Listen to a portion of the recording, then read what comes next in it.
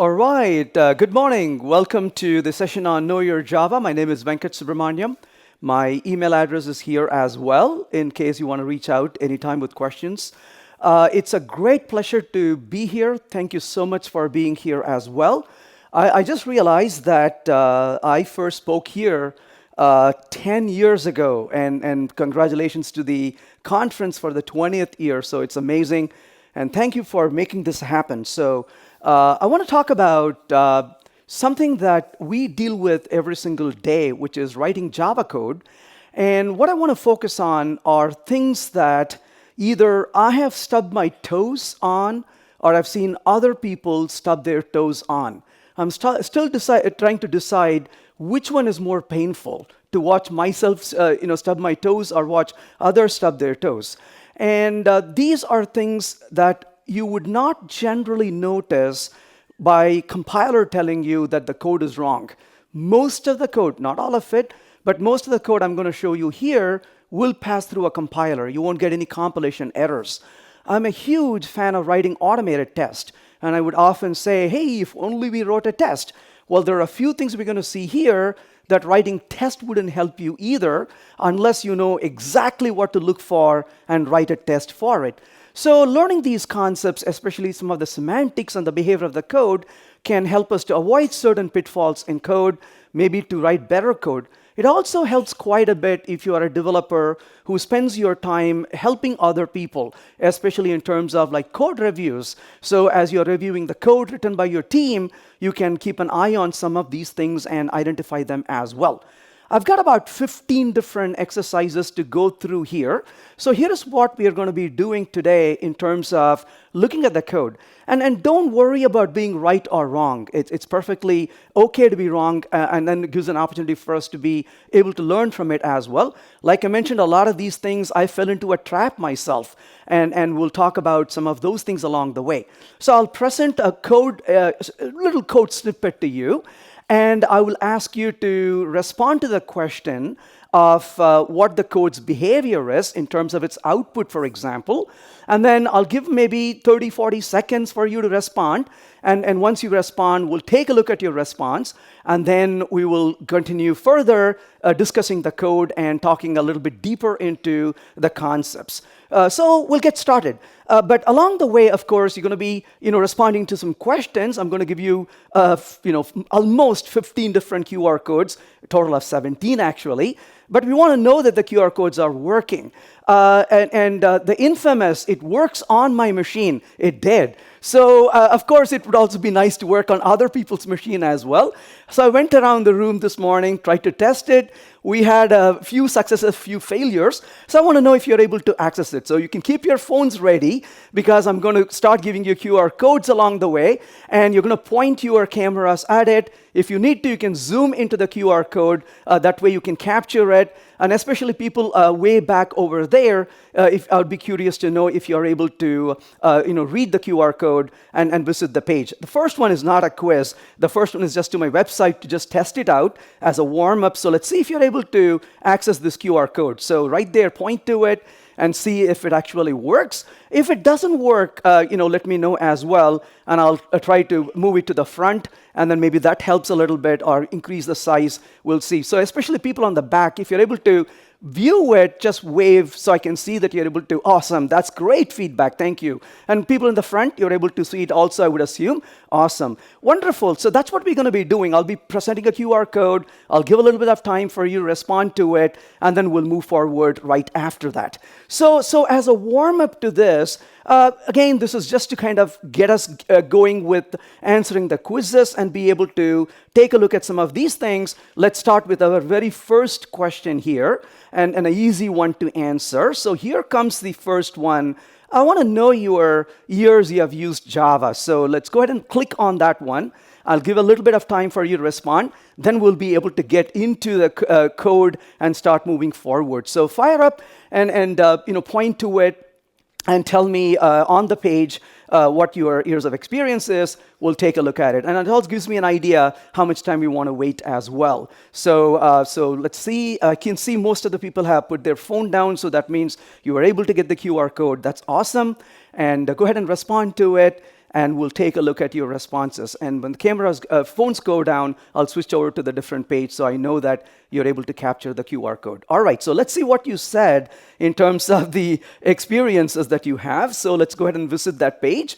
And let's see, it's a little slow. There you go. So it's responding. Well, 52% of the people, so more than, less than 10 years, that's basically 51%, I think. 31% said more than 10 years. 16% said more than 20 years. And I want to know that one person who has 30 years and more experience. Java is 28 years old. So there's always that one person, right? Yeah, absolutely. You're a wizard, Harry. Somebody is a wizard here back from the future. So absolutely, that's great. Thanks for visiting us from the future. That's what we're going to be doing. We'll be looking at some of the questions, see what the responses look like, and then we'll keep going. So that's the kind of the idea here as we go through it. All right, so we're on board. Let's get going. Let's move forward and see what the first question is going to be. The first one I'm going to talk about is about collections removed. Just to give you an idea, a flavor of what we're going to be doing today, that way you know where we are heading from here on. We'll talk a little bit about certain simple things. We'll talk about some things that can make hair fall apart, and then something in between. So we'll kind of have a mixture of things, and hopefully every one of us reminds ourselves of a few things we already know, and maybe learn one or two few things along the way as well. So with that said, here we go with our first exercise that I want to start with. So the first exercise I want to start with here is going to be this code. So I have a array list of numbers, as you can see, and when you run it and you print it, no doubt about it, it's going to print 1, 2, and 3, as you can see right there. That's the output that you see in there. And then, of course, when I remove 1 and I print again, it prints 1 and 3, as you can see. So the question to you is the following. What is going to happen when you change the list to a collection in this particular case? So take a stab at it. And we'll look at what the output that you mentioned here, and then we will take a look at the response you provide, and then discuss a few things on it, and then we'll keep going. So point to the QR code, and then hit the response you think it is. I'll leave the code here for a little bit. If you want to take the time to think through it, that's perfectly fine as well. And I'll give about 40 seconds or so, and then I'll move on a little bit after that. So take your time. So what we have here is a collection of array list of numbers. It prints 1, 2, 3 in the beginning because that's the value that it contains. We remove the value 1, and then we print out the result. It prints 1 and 3. I'm going to change. Oh, don't try to write the code and try it. Yeah, I want you to read the code and figure it out, right? So don't try to write the code right now. And then, of course, when you print it out, it's 1 and 3. The question is, I change the list to a collection. As we know, collection is a base interface of list. So when you modify the one interface to another, what is going to be the behavior? All right. So let's take a look at what you responded to this particular question. And I think that's enough time, I think, for us to respond. Let's see what you had to say. So the response to that particular question. So 1 to 3 was the response from 43% of the people, or 41%. 47% of the people said 2 and 3. A few of us said 1 and 2. And 8.2 said, I don't know. I like those people with courage. I thank you for that. That's actually a very good response a lot of times. You can never go wrong with that, I think, right? So that's awesome. You nailed it. So 8% got it right. Okay, so the rest of us, we tried to guess what the output is. Well, the first thing, of course, here is, I think we can agree to it in this particular case, that if you modify the interface, the behavior shouldn't change. So if you thought the output should be 1 and 3 after the change, you're not wrong in your thinking, because that's the way it should behave if everything was good. Now, before I show this to you, I want to emphasize one thing. My goal is not to point fingers at anybody. It's a very unfair world. The folks who did the JDK and wrote these API, they're amazing people. I love them dearly, but there is one difference between them and me. When they make a mistake, a lot of us know about it, we can talk about it. When I make a mistake, exactly 3 people know about it. My wife and my 2 children. And that's the unfair world we live in. So they are under a lot more scrutiny than I am in general. So it's by no stretch of imagination I'm being disrespectful pointing this. So in this particular case, what just happened here is when you modify the list over here to a collection, and as you can see in here, right, collection is the base interface of list. So when you had a list, it was 1, 3 was the output. But on the other hand, when you put it as a collection, the result is 2 and 3, which is not what you really want to see. Now, you may look at this and say, what just happened? Well, what actually happened here is that this is also a good lesson for us to learn when we design our own APIs. These are good examples to learn from, so we can at least avoid those things in our own code as well. As it turns out, collection has a function, a method called remove a t, which obviously takes an object to remove in this particular case. So you can obviously send an object to this particular function. So obviously the list is a derived collection of a derived interface from it. It extends from collection, and as a result, because of polymorphism, you also have a remove t. We know that already, right? So everything is great so far. But unfortunately, though, what they should have done is they should have created a remove at index. If they created a remove at index, the code would become really clear about its intention. You are removing an element at a particular index. And in this case, of course, you would have passed an index value rather than an object. So in this particular case, would have been an integer, obviously the index that's being passed in. And when you are dealing with a list in this particular case, as you can see here, the compiler, the way a compiler works is it performs, well, polymorphism is at runtime. So at runtime, it's going to choose the appropriate function based on the receiver. And it's really important for us to understand the differences between them. So I'll get into this a little bit more in just a minute. So the compiler asks the question, hey, numbers, do you have a remove that takes a 1 as an argument? Well, unfortunately, though, rather than doing this, what they did was they created a remove rather than a remove at index. So now you have an overloading, and this is, as you know, overriding. It is in this particular case, this function remove t is part of the collection, not really part of the list. So that was not actually overridden. But this is overloading that particular parameter. So as a result in this particular case, when the compiler sees a list, it's asked the question, do you have a remove that takes an integer? And the answer is yes, we do. So as a result, the compiler decides to bind to this particular function at compile time. At runtime, it's asking the question, do you have a function remove that takes an integer? And the answer is yes, of course I do. It's on the list. So it calls that function when list is used. However, when you go back to this code and modify this to use a collection, well, the compiler once more says, hey, numbers is the collection. Do we have a remove that takes a 1?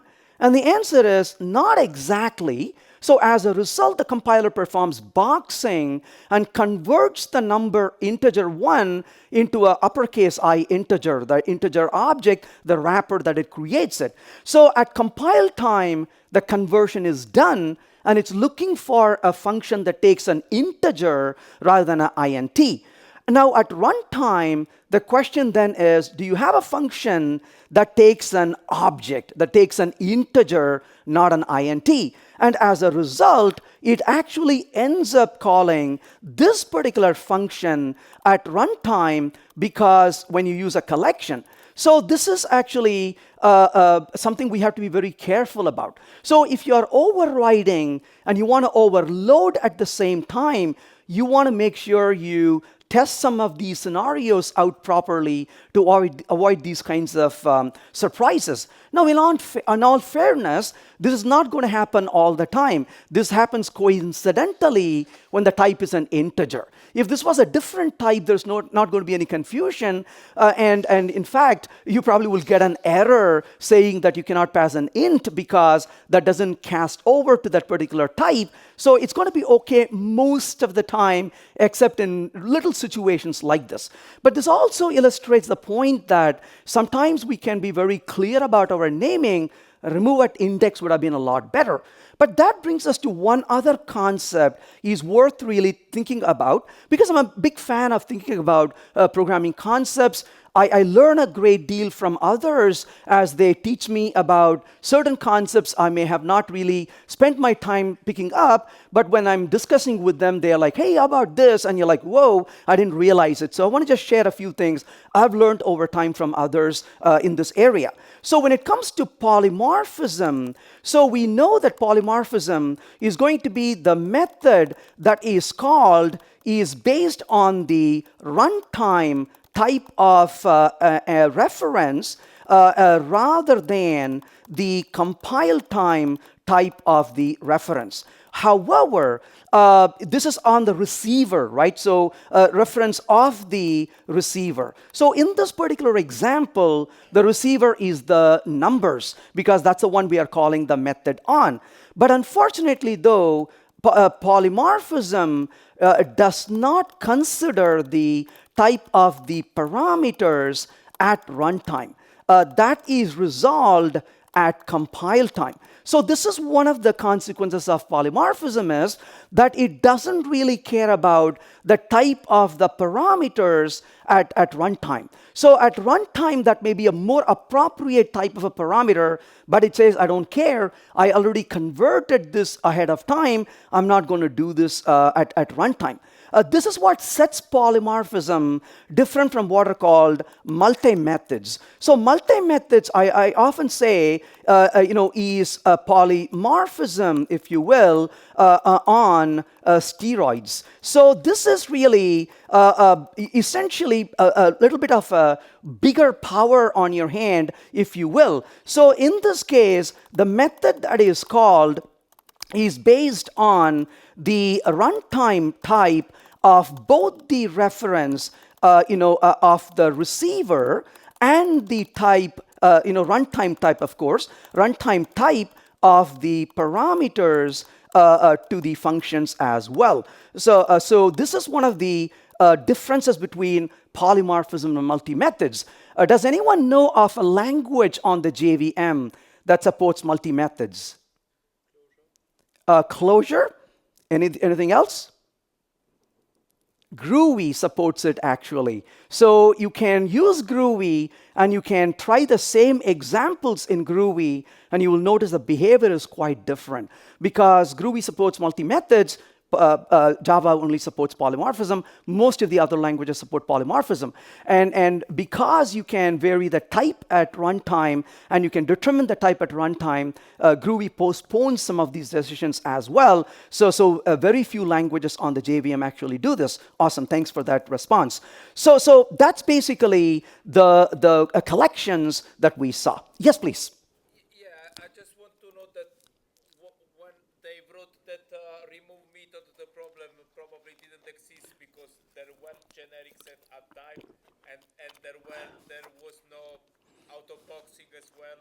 So probably there couldn't be the confusion in Java 1.2, I guess, when they. In so many words, he just defined the term software archaeology. This is amazing, right? So that's what we try to do. We try to reason because we want things to be there for a good reason. I like that desire. So yeah, there probably was a reason why that was fallen into trap, and it would be nice to go back and take a look at it. And fair enough, right? That's a fair point. That when you introduce, this is one of the interesting features or problems rather that we run into when we are implementing code. It's not what we are adding that often matters. How does it screw up everything else that we have, and in ways that we never imagined it? And the fun part about this is, I was at a conference a couple of days ago, and a developer came to me after a talk, and he said, "Hey, you just mentioned this, and it brought back memories. We have a production problem. We just surfaced yesterday. We are deeply, involved in figuring it out. But what you talked about has triggered a few thoughts in my mind to look at it, so I'm curious to go back and dig into the problem." And I was telling him, that's the beauty of our field. When you have the problem, you're frustrated. But then for the rest of the life, that's a story you tell at the bar, right? So this is what is really nice. Now we have stories to talk about among our friends. And this is called as, I'll show you my scars, you can show me yours, right? So we have those scars to tell us a story. So that's pretty awesome to be able to do that. Awesome. So we talked about the collections remove. This is related, but it's also going into type inference. And I want to also emphasize, this is not a negative about type inference. I want to emphasize it. But I'm a big fan of being objective, knowing what the good things are and knowing where the rough edges are. So we can be a bit careful. So let's take a look at our second exercise here and see how this is going to work. So this is going to be a little bit of a similar problem here, but using type inference. So we have a collection, as you can see in here, and the collection is pointing to an array list. Print out what the values are. The result is 1, 2, and 3. You do a remove of 1, and of course, it's going to remove the object, as you know. And as a result, the result is 2 and 3, and that's a result we saw. So the question is, what's going to happen if we modify the collection into a var in this particular code? So you can point your cameras at it and take that response. So what's going to be the output of this code when you modify the collection integer to a var? And then we'll discuss about some of the consequences of doing so. And while you're looking at it, I forgot to mention, we'll take a 20 minutes break in between the 3 hours, so it gives you a bit of a time to get outside, walk a little bit around, refill your liquids, and use the facilities as well. So we're looking at about a 20-minute break right in between the 3 hours. So we got about 58 minutes before our first break. So we want to see what is the effect of modifying the collection integer to a var, right? So you ready? All right, let's give it a try and take a look at what your response in this particular case was. So here we go. So this is the type inference. Let's see what you had to say. And we have 1, 3 from 66%, 65% of us. We have a 2 and 3 from 17%, 1 and 2 from a small part. And my stomach hurts from 15%. I see the feeling, right? So yeah, when you look at it, you're like, don't make me think is a good slogan, right? I don't want to think about what the code is doing because I've got more important things to think about in my life. So it hurts my stomach when I see code like that as well. So I can completely empathize with those who pick that option. I love it. So what is going to be the behavior of this code? I want to emphasize here that I love type inference. Let me start with that first. I truly love type inference. I use type inference anytime I'm able to. But different programmers have different opinions about type inference. If somebody had used predominantly Java for most of their programming career, and they don't generally like type inference because it feels like they are losing something. In fact, they go to the extent of saying things that are a bit scary, honestly. Like one developer came to me and said, oh my gosh, Java now has var, it's turning into JavaScript. I want to guarantee you, Java will never turn evil like that. So essentially, it is not a dynamic typing. It simply is a type inference. I like to use a phrase that says, you are winking at the compiler. You are looking at the compiler and saying, compiler, I know what the type is, you know what the type is, do you still want me to say it? And you take a wink at it. And the compiler says, no dude, I know what you're talking about, no need to waste your time, keep going. Now obviously the question is, aren't really type information useful? The answer is, yes they can be, but I often look at it like the signs on the street.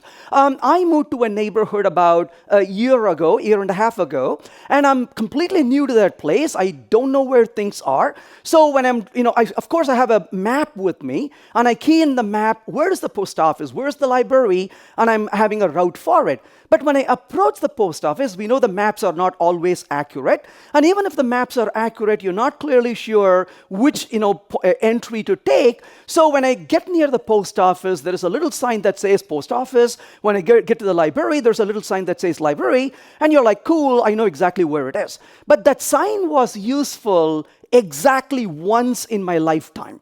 And every other time I've driven through that, I don't care for the sign. In fact, I often complain that the sign is hiding the beautiful mountain view behind. I would rather not have it. So a type often is like a signpost. When you're new to the code base, it can be really useful. But when you spend nearly 14 hours a day looking at the code as we do, those things really become redundant over time.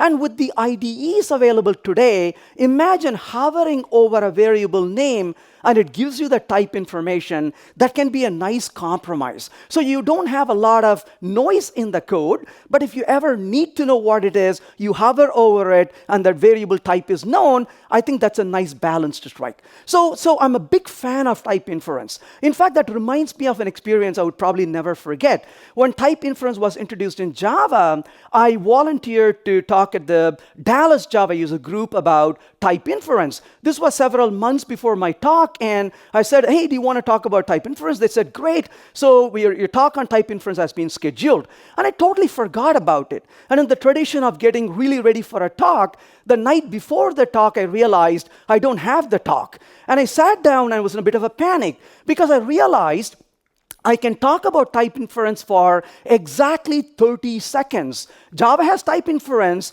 Thanks for coming for my talk. And I'm like, gosh, what am I going to do to talk about this for 90 minutes? So I go there and start my talk. I'm not kidding. It was scheduled for 90 minutes. And 2 hours later, we were still there talking about type inference. And you got to keep in mind, this is in the middle of Texas. And the room was divided into half. One part loving type inference, the other part hating it. And almost a fight was going to break out. We were getting worried about it. So programmers can get really passionate about this on both ends. And so what does type inference do? It allows you to infer the type or ask the compiler to infer the type, which is really a good idea. So as a result, if you will, we'll come back to this in just a few minutes and talk about it. Let's go back here and say that I want to define a string, let's say, greet is equal to, hello, and I want to say output greet, and as you can see, obviously, it's going to say hello, but if I say greet.foo, the error tells us that method foo is not available on greet, which is of type string. So that's great. That's obviously because we said greet is a string. But if on the other hand, I simply modify the greet to a var, you notice that in this particular case, the error message is no different at all. So it simply says method foo, variable greet of type string. So it knows clearly what the type of greet is. And if you are really curious, you can do Java C and compile the code. Well, obviously, if it compiles. So let's go back and get rid of that for a second. So you can go back and compile the code, and you can do Java P with all the different options that you want to use, and take a look at the bytecode. And what you notice in the bytecode is that it literally says that it's loading up a constant of a type string. So the type is known at compile time fairly clearly by the compiler, if it's able to infer this based on the context that's available. So context matters a lot.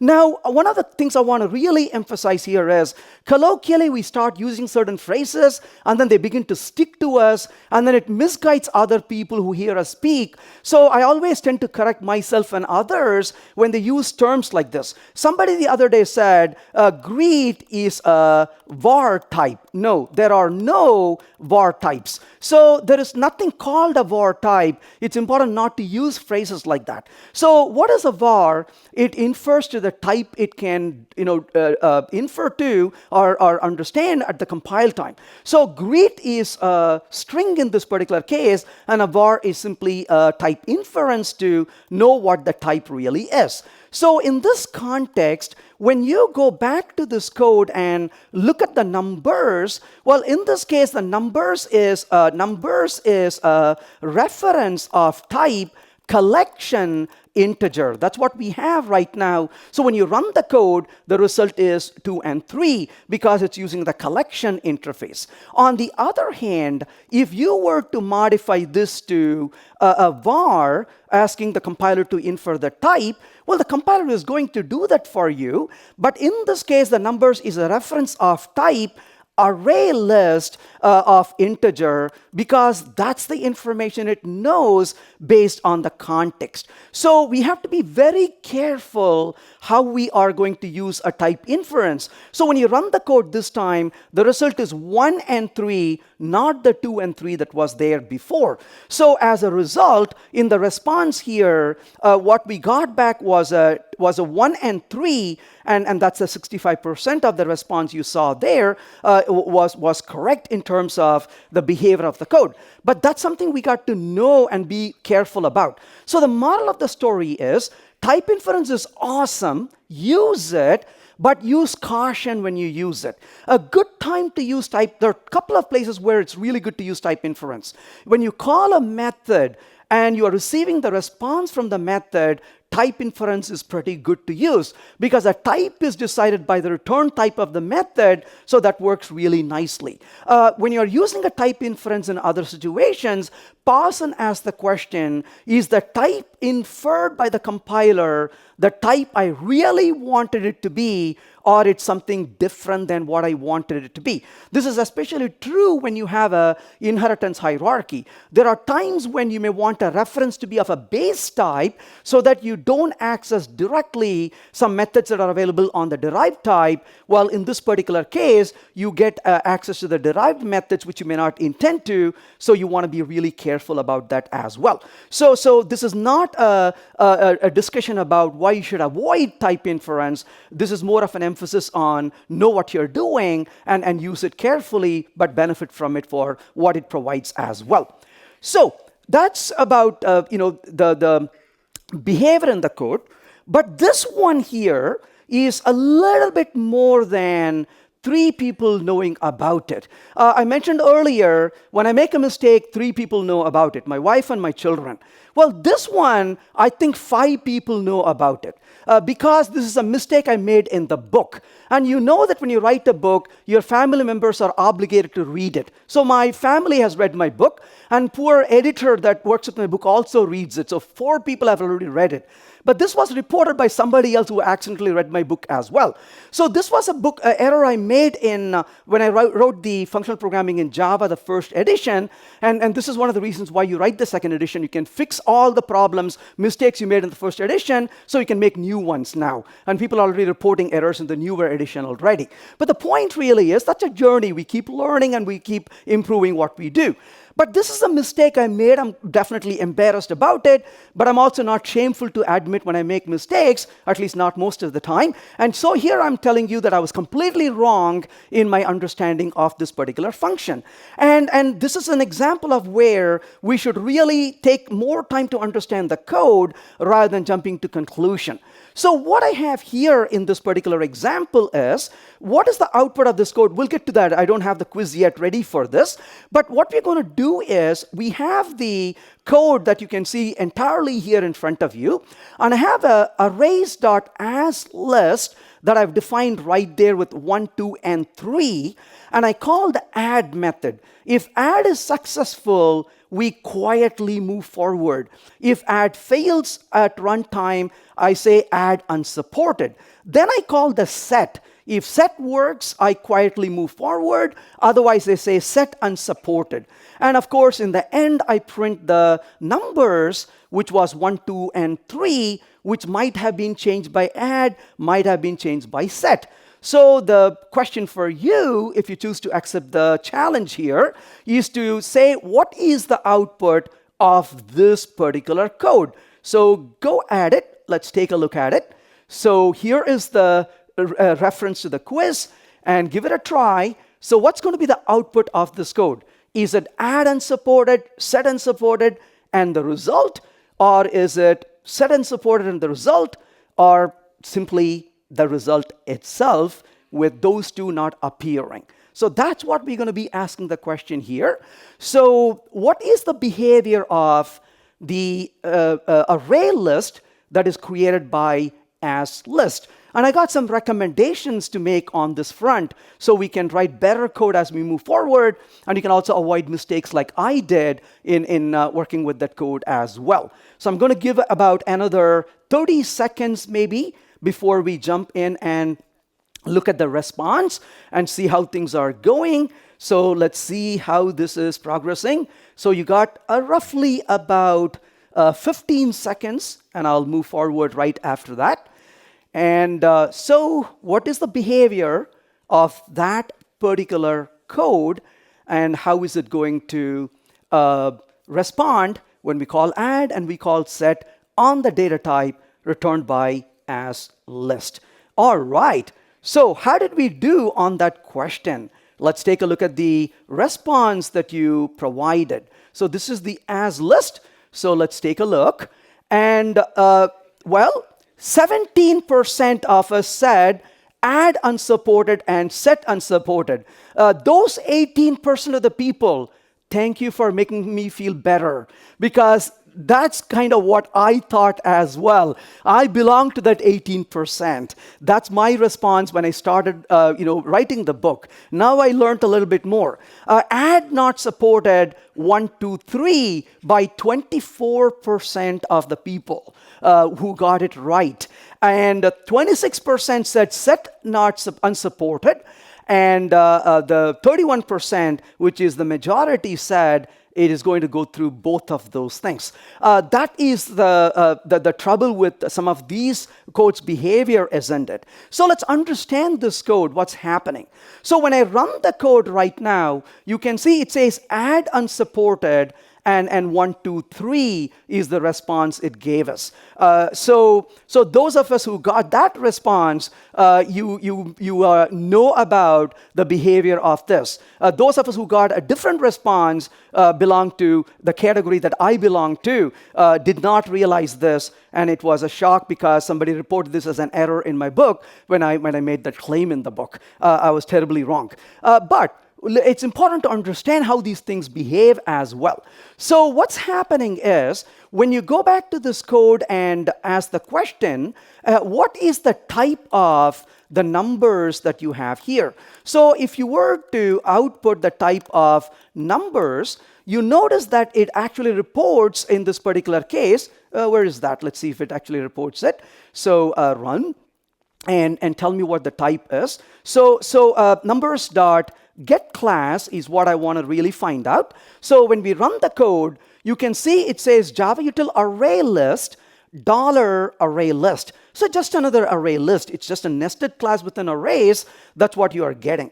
As it turns out, you cannot add into the collection, but it is far from being immutable. So immutability is where once you create the instance, you cannot change it. This is not an issue of immutability, it's an issue of some function not being supported. So they don't support the add function. So as a result, it fails on add unsupported. but unfortunately the set goes through, and from the value 1, 2, 3, we were able to modify it to 1, 2, 2. So my recommendation is, as you move forward, as you are working through code, I'm not ever suggesting you spend a day looking at your code and keep changing any code that exists. That's not a useful time and has risk in it as well. But if you're about to modify an existing code, and as you're modifying an existing code, if you come across as list, consider changing it. And you may want to really use a list of. I'm a big fan of the newer list of function. So list of was introduced in Java 9, and list of, if you ask for what does it provide as a class name, you will notice it's actually immutable. So when you see the type, it says Java util immutable collections $list_n. So in this case, if you truly want an immutable collection, a list of is a great candidate for you. And when you do this, of course, look at the response. It says add unsupported, set unsupported as well. And then, of course, you got the original value back without any change. So this is a much better alternative than using as list, is to use a list of function. Similarly, you also have a set of function, and you have a map of function as well. And I really like these functions for their conciseness. So you can simply start listing the values for a list or a set. In the case of a map, you can start providing a key value pairs continuously, and becomes really easy to create it.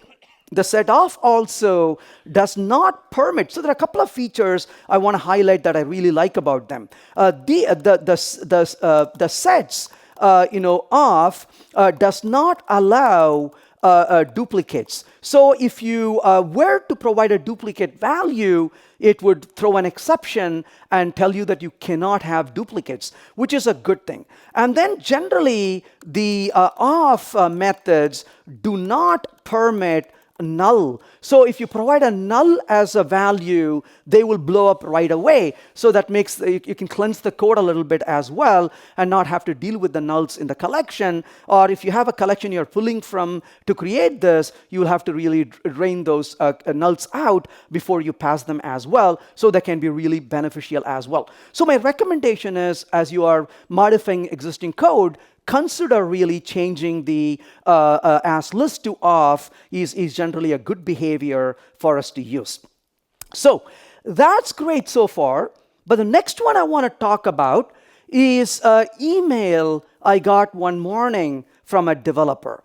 Now, again, I want to emphasize, I make a lot of mistakes, and mostly I'm lucky because people around me catch it. This person was even more luckier. And maybe we can file this under the following category. And that is, if you are lucky, the code fails on your machine. If you are not lucky, it fails in production. So essentially, I'm not a fan of it works on my machine. I'm a big fan of it fails on my machine, right? This is good, right? Because if it fails on my machine, I can save the problems sooner than later. If it passes on my machine and then it misbehaves on another person's machine, it can be really hard. In this case, the email I got from this person, by the way, this person works for a financial company. We all know the name. I'm not allowed to say it here. And millions and millions of people have their mutual funds with them. And his email said, "Hey, Venkat, if you would not mind, can you please help me out? This code worked fine until this morning. And today, I made one change to it, and all hell broke loose. And I'm not sure what I did wrong. Can you take a look at it?" And it was not a lot of code. He just sent me a little bit of code.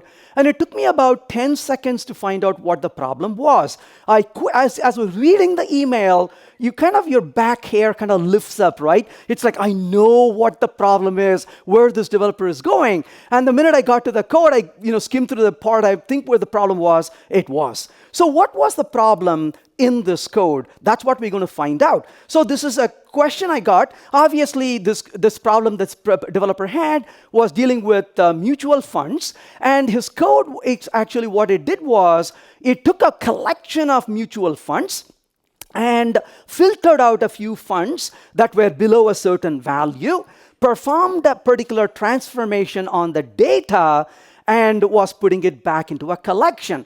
Obviously, I don't want to be creating mutual funds here. That's not my domain right now. But I wanted to show you a similar example to just get a feel for it. So the next question we're going to be looking at is this. So this contains a list of Dory, Gil, Bruce, Nemo, Darla, Marlin, and Jacques. And in uppercase, we have an empty collection, and we have a stream right there, and then we convert it to an uppercase. We put it back into the collection using the in uppercase dot add, and we put that back into this collection. We print the size, and we print the size again as well. So when I run the code, it was 7. When I'm done with it, it is 7. So we took 7 elements, converted them all to uppercase, put them back into the list, and that is 7 elements. So the question is, what could possibly go wrong with this code? That's the question. So you're looking at this code, what could possibly go wrong with that code? So I'll give you a minute on this one, because it takes a little bit more effort to think about it.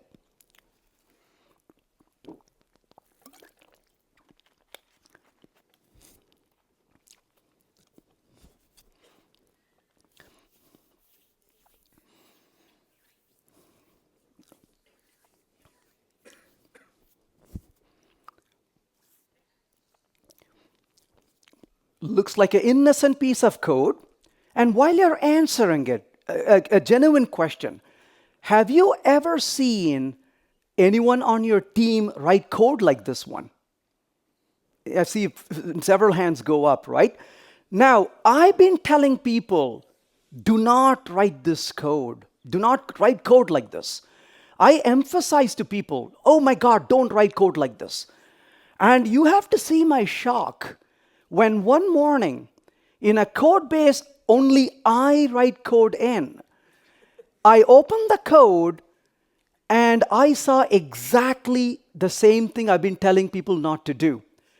The only explanation I can give you is, I did leave the window open the previous night. So maybe an alien came and wrote that code and committed with my ID. So I tell people not to do this, and biggest of my shock was, I did this myself. This seems to be a very normal trap for us all to fall into. So my question is, what is the problem with some of these kinds of writing? This is something I take very seriously. So I would mark this as, in very bold, I'm going to say, do not do this, or don't do this. So essentially, this is a terrible idea. And yet we see several people, me included, having done this. So this is, don't do this. So essentially, what's wrong with this code? We'll talk about it. But before we do, let's jump in and see what you had to say. So the first response, nothing, it's beautiful the way God created. And 25%, no, actually, I don't even know what percentage said that. You can do the math. Maybe about 10% said it's beautiful the way God created it. The lambda passed for each has side effect, says 51% of the people in the room. 19% said the lambda passed for each should be a method reference. In this particular case, it cannot be. And 25% also had a right answer. I have a bad feeling. I like that, right? That's actually a really good way to talk about it. How do you feel about the code? I've got a bad feeling. I like your bad feeling right there, right? So you nailed it. So about 70% got it right? 50% nailed it. Other 25% is like, I'm out of here. It's really bothering me. So what's the problem in this particular code? The problem in this code is we can look at what's going on in this particular function. So what is it doing? It is saying, as the values come in, I'm going to take this collection and I'm going to go ahead and add to that particular collection. Why is that a terrible idea? So, mutation is okay. We all have done that, right? So, mutation is okay. And sharing is a good thing. Is really a good thing. We emphasize this in the community, right? Sharing is good. That's what makes us a good community. But shared mutability is devil's work. So essentially, this code is bad because it has a shared mutability. I like to use I like analogies, and I use a silly analogy. If you're in a train, there are beautiful trains around the world. If you're in a train, the cars in a train often are connected. And if it's a train that you're going to be in for a few hours, and you have friends in different parts of the train, you may want to visit them. So you may go from your car to the next car, to the next car, to the next car, and back and forth. So you can move around in a train. So you can think about this as, mutability, you could say. Mutability is like moving around within a train. It is okay. And I want to really emphasize that. I like to get really down practical to understanding code. The minute somebody sees a mutation, like, oh my God, you're mutating. Like, so what? Mutation is fine. So mutating is like moving around within a train. It is okay. Hey, can I mutate variables when I write functional style code? Absolutely, you can. Go for it. Nothing wrong with it. But on the other hand, shared mutability, on the other hand, is like putting your hands, or worst, your head outside the train when it is moving. It does not end well. So mutability is okay, shared mutability is not. So you want to look at your pipeline. When you look at your pipeline, you want to keep the changes in the pipeline completely invisible outside the pipeline. Here's a silly question I'm going to ask you, the way to think about it, right? I look around the room. I'm very happy to see that everyone here is decent. Everybody has their clothes on, nice shirts and nice trousers and various other forms of clothing. I respect that. I like people like that. Now, I can ask you, did you put your pants on first this morning, or did you put your shirt on this morning? Because we know that unless you're a super person, you can't do concurrency when changing clothes. You got to either have the shirt on first or the pants on first. And the real right answer is, that's none of your business. I don't care, and you shouldn't care which order you put in, as long as you're fully clothed when you show up to the world. And that's exactly the point. You can do mutation all you want, as long as your mutation is hidden from the outside world. The visibility is the important issue here. So the problem in this code really is that it's a shared mutability. And shared mutability are really bad. Now you say, all right, Venkat, that's all well and nice, but I run the code, and the code produced that output. Well, remember this person who wrote the email to me, and his email started saying, hey, I have a piece of code that worked fine until yesterday. And I made one change this morning, and all hell broke loose.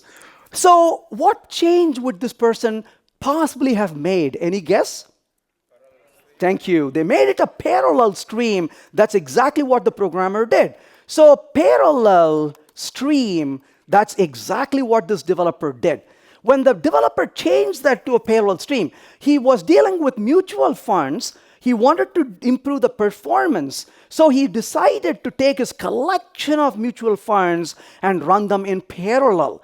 And the code worked fine until the day before, and he was very lucky. He lost a few mutual funds that morning on his machine. Imagine had he put that in production, what would have happened? We'll talk about that in just a minute. So I run the code. Hey, look at that. It is 7 and 7. So what are you complaining about, Venkat? I do not say these days the code works. That is not a good statement. I don't say the code works. Now I say the code behaves. That's all it does. The code is behaving. And is it working? Working is a tall order. So you can run the code like that, and you can go home with the opinion the code is working. So I run the code. Notice it's 7 and 7. But I'm curious. I'm going to go ahead and fire this up, if you don't mind, just a few times with the hopes that maybe we'll see something different, right? And maybe we won't. So it's something that, did you notice that? So this is called lucky when it fails on your machine. And these are the most amazing problems, right? Because it failed. And you're like, gosh, it failed. You don't know why it failed. You call your colleague. They say, what happened? The code failed. And they keep scratching their head. They say, you know what? Run it for me. And you run it. Everything is fine. And this is even worse. Imagine, and a few minutes ago when I asked, have you seen people write the code like this? You said yes. You have seen developers write code like this. Imagine one of your colleagues wrote this code and put in production. And I know this makes you a bit nervous, right? Because every one of us has code in production like this. And a few months later, somebody came along and changed this parallel. And they ran it, and the unit test passed as well. And they push into production. Now, you have a ticking time bomb in there. The developer who wrote the code quit 4 months ago. And the rest of them are called as victims. Because at 2 in the morning, your production team calls you and says, your code sucks. Come to work, we lost a few mutual funds. And you are like, why me? And you have to give 2 weeks notice to quit, so it's too late. So you have to show up to work. And you're sitting there thinking, why doesn't this code work? And if you see code like this, tell yourselves, there are 2 options you have. Fix it now or quit now.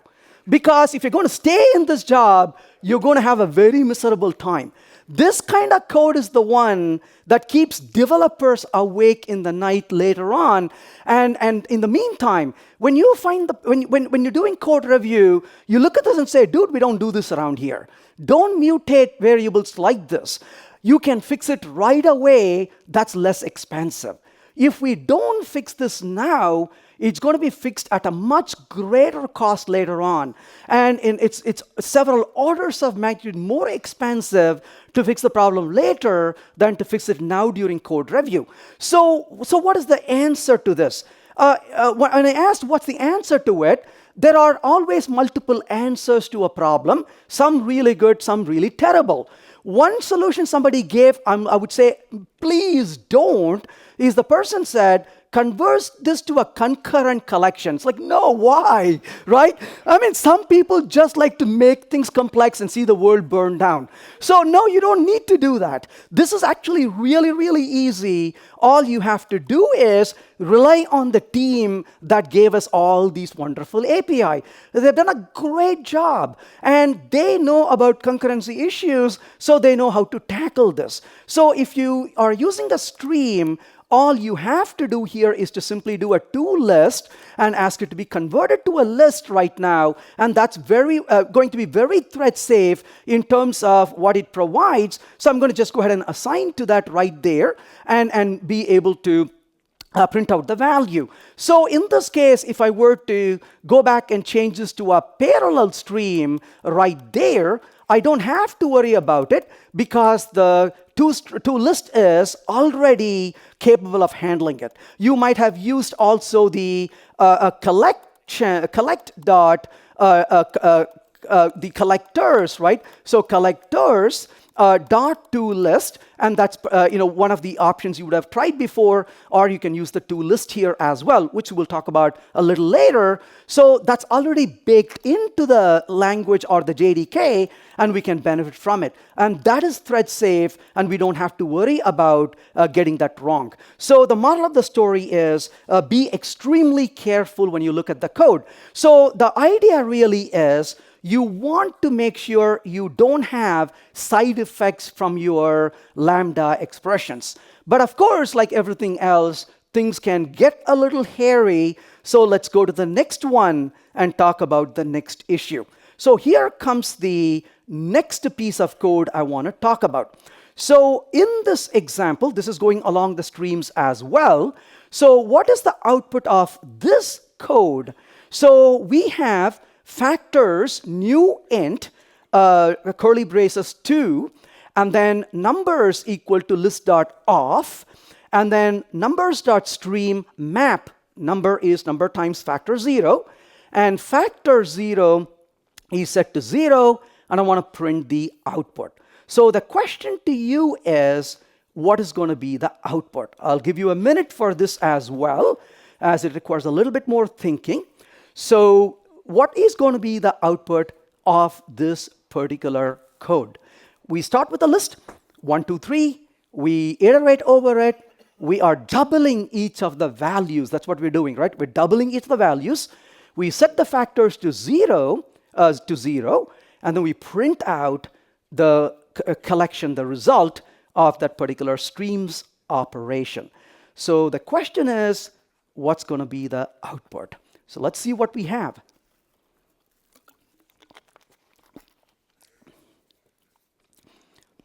And while you think about it, I'm going to also show you a slightly different code example on this one before we go any further as well.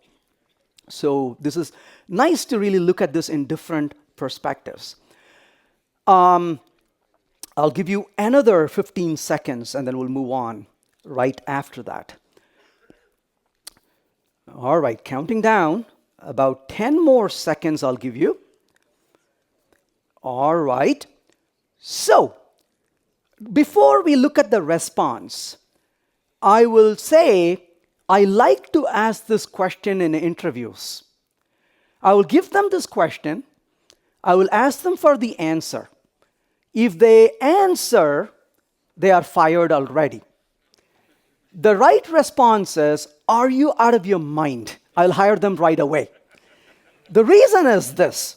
When you go back to this code and look at the response, what do we see? Well, 1, 2, 3 I saw from 7%, 0, 0, 0 from 60% of us, 2, 4, 6 from 20%, and 11% gave the right answer. I have no clue, I want to go home. I like that. So this can be really frustrating when you look at a code like this.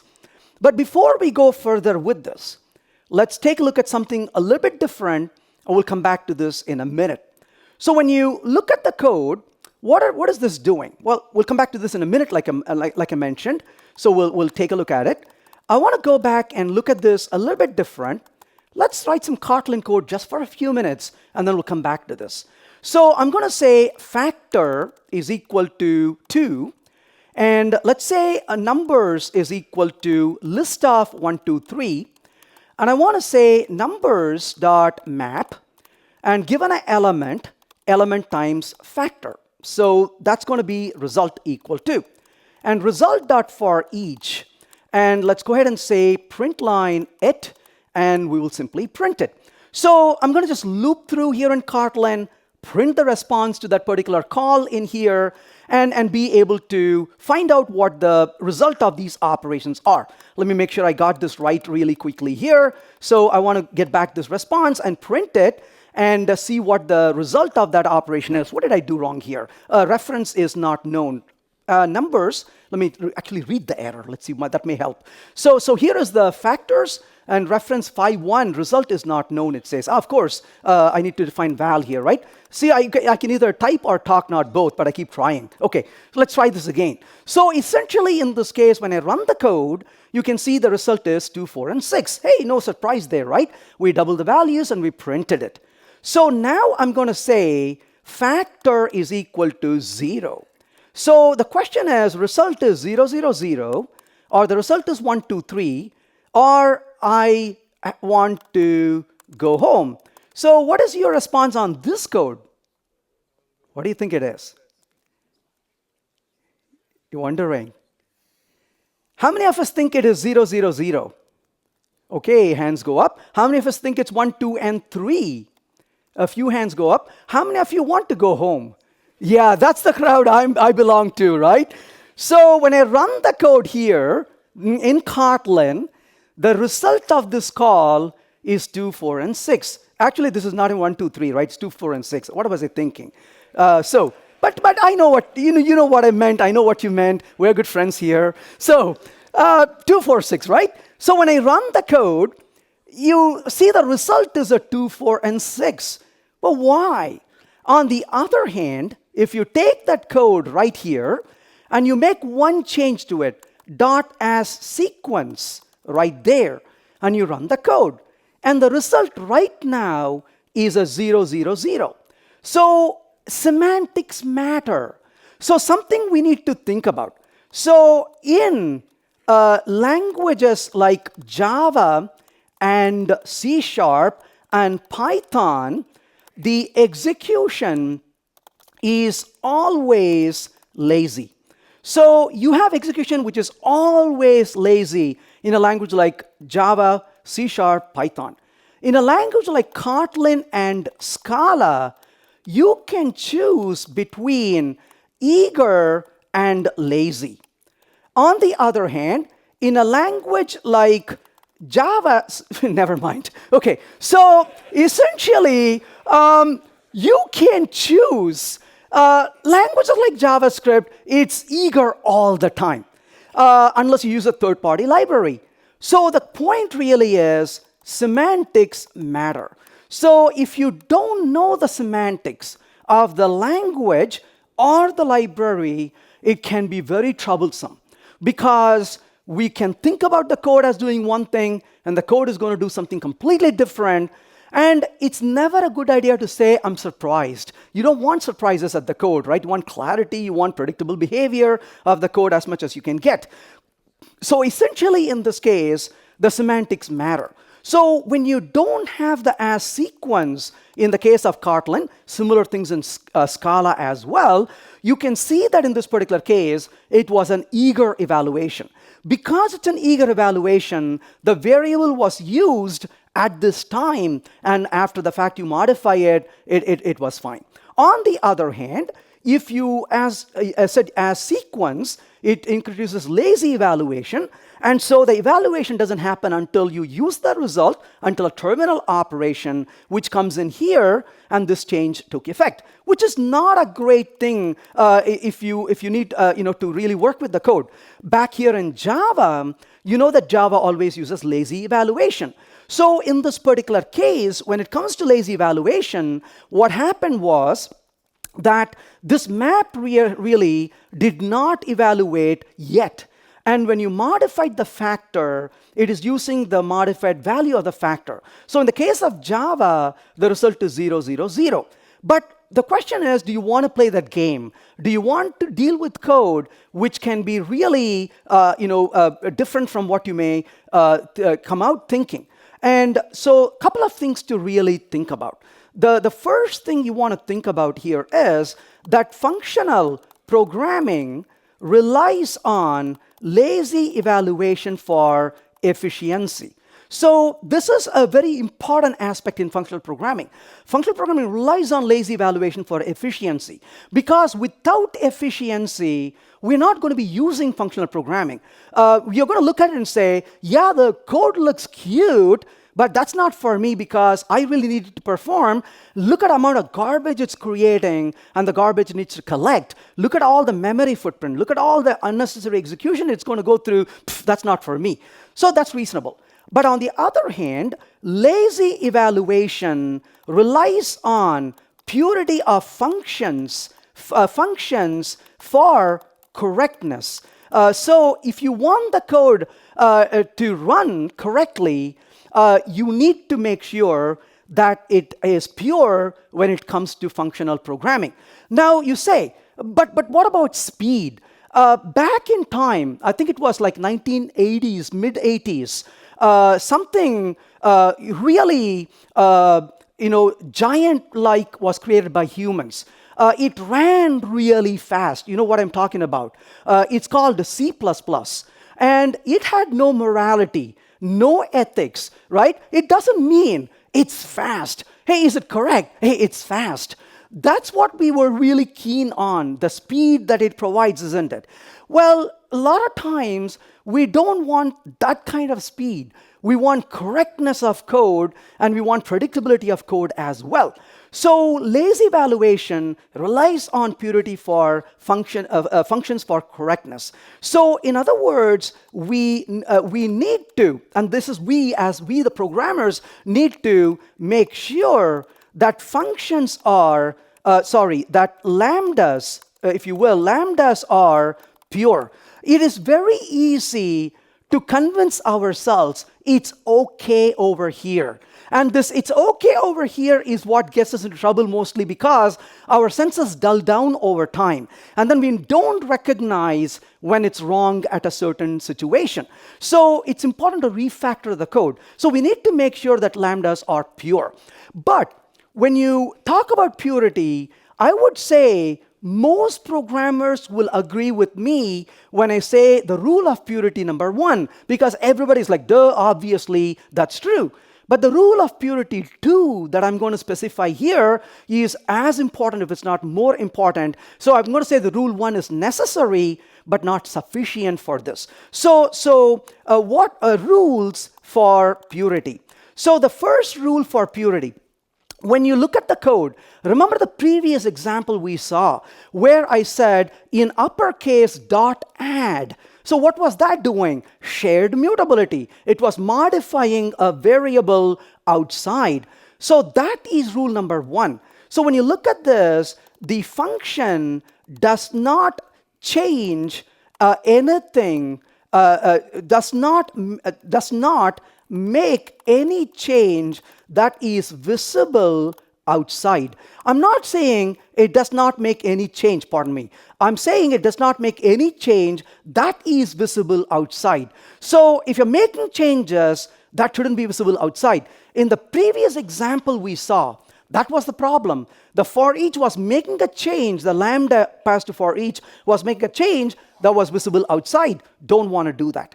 But the rule 1, I'm going to say rule 1 is necessary but not sufficient. So you cannot just look at rule 1 and be happy with it. The rule 2 I'm going to specify is as important, if not more important. If you look at this code, you will immediately say, wait, that doesn't violate rule number 1 because the lambda is not modifying anything the first place. So there's no issue of visibility of the change outside. So the rule number 2 is the function does not depend on anything that may change from the outside. So this is also important to consider because if it is going to be something that changes outside, the function is not pure because the result cannot be guaranteed while you're in the middle of execution in the case of parallel, or you're evaluating later in the case of lazy. You might actually see a value that's no longer valid. It can become obsolete. So we have to be very careful about it as well. So, and I would argue in this case that this function that you see is not pure. So we want to really thoroughly examine for the purity of function. And the reason I want to emphasize this is a lot of us are sitting on code like this in our production. It is because developers wrote this kind of code, they don't realize why it is wrong, and we didn't catch them during code reviews. But these are ticking time bombs. The code can misbehave at some point in the future. When you make some changes, it can be very expensive. So I try really hard to force upon myself and my team to think about some coding practices, and we say, hey, let's spend a little extra time. Let's make sure that we don't keep mutating these things or reading mutable variables. Let's try to make this pure. And it takes effort. If you're using a purely functional programming language like Haskell or Erlang, you don't have to worry as much about these things because the language keeps an eye on you. But in most hybrid languages in mainstream that we use today that provide functional capabilities and imperative capabilities, the responsibility on us to make sure the functions are pure, because otherwise we're going to be bitten in the back and it can be really, really hard. So with that said, I think we have time for one more before the break. We're making really good progress, I think. So let's jump over to the next one here and take a look at what this one is going to provide for us. So in this example, I have, as you can see here, this is exercise 6. We have the stream, dot parallel. We have transform being called. Then I have dot sequential. Then we have a for each. So transform is called after parallel before sequential, and for each is called after sequential. Transform, I'm going to print the thread of evaluation, and in print, I'm printing the thread of evaluation as well. The question is, where will transform run? That's the question we have, right? So where will transform run in this particular code? So here we go. Link to question 6. Please give that a try and see what we come up with. So this will be the final one before the break, and then we'll take a 20-minute break after discussing this one.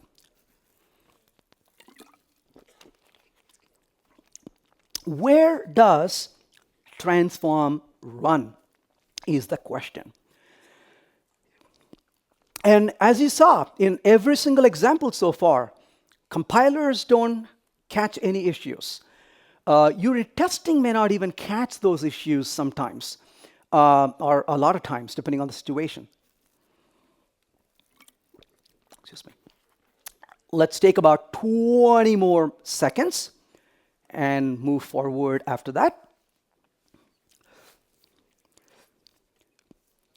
So where does the transform run?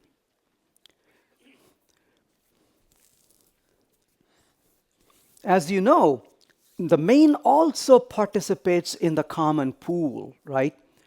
So the main also participates in the common pool. So when you have a common pool, it usually has one less thread than the number of cores available on your processor. All right. So where does the transform run? Here we go. So this is exercise 6. Let's take a look. So in the main thread said 20% of us. In the common pool said nearly 20% of us. Either main or common pool said 27% of us. Please, can I call a friend, said 32%. So, which is the right answer? And it turns out the answer is correct by the 20% that answered here. So the small group here got the right answer in this case. This can be quite difficult, isn't it? So let's take a look at why in the main thread only. So the way this works is, let's understand this really quickly. I'm going to comment that out and comment this out. We'll come back to that in a minute. I run the code. Everything is in main, as you can see. So no surprise there.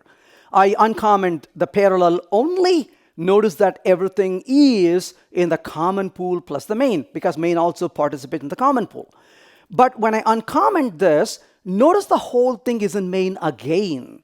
The reason is, the way the Java 8 stream works is this. So Java 8 streams do not segment the pipeline for different threading model. Reactive streams, do that. So reactive streams, you can segment your pipeline and say, I want a different threading model here compared to here. Reactive streams provide you that capability. Java 8 stream doesn't. In Java 8 streams, you do not segment the pipeline in different threading model. The last setting overrides the entire, you could say, entire pipeline. So if the last setting was sequential, everything runs sequential. If you flip this and you bring parallel here, you can see everything is parallel. So the last one, the last setting before the terminal call overrides the entire pipeline's threading behavior, right? So essentially, That's basically what determines that. So something to be careful about. What that also means is, even if you were to create with a parallel stream right here, so if I go back and say parallel stream, right, does it mean that this will run parallel? Not really, because if I run this now, you can see the whole thing is parallel, but if I put a sequential here in the end, then the whole thing is going to be sequential. It doesn't matter you set parallel stream up here because the last one actually wins. So something to really keep in mind in terms of which controls the threading model and how that's being determined. So we saw a few different things so far. We started with something that's been around in Java for a long time, and with a mixture of generics and autoboxing and overriding and overloading, things became a little bit more complicated. We saw what type inference provides, and very nice, powerful, but also a few things to be careful about. One of the things about the behavior of ASList, we talked about it as well. The for each and the stream, those two are extremely important to be careful when you write functional style code. Please review the code for purity of functions. And then, of course, we also talked about, be careful about what the threading model is and how that's going to work as well. That brings us to the middle of the time. We got a 20 minutes break on our hand, and I will see you in about 20 minutes, and we will go through a few more of these and see how things go. Thank you so much.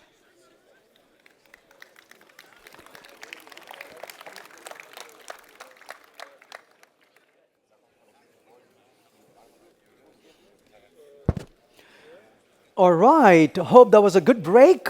Thanks for returning back. Let's continue further. So just to recap what we have been doing, we've been looking at code examples, identifying the behavior of the code, and then talking about what the code actually does. And along the way, get a little deeper and learn about a few things. And for every single example, I present a QR code. You answer the questions, and then we review it. And so we are down to the exercise number 7. So we have quite a few to move ahead with. So let's talk about the next one. This is going to be about inheritance. No, not the one we get from our parents. It's the inheritance of classes from other classes. So let's get down to look at a code example and see what it has surprises for us. So we have a base class, as you can see here. The base class contains a constructor and a check function, which doesn't do anything. The derived class has a string value, and a constructor simply assigns that value given to the value variable. The check function says, if the value's length is 0, I'm going to throw a runtime exception. The value given is empty. And in the code, what you notice here is we have, I'm going to make this a little bit easier to see the whole code. So I'm going to move it around. I know this is ugly, but at least it gives us the ability to see the entire code in front of us. So in this case, all I'm doing is calling the try with the new derived with an empty string, and then a catch exception, and we print out that exception. The question is, what is the output of this code? So here we are for our next challenge. So take a look at it.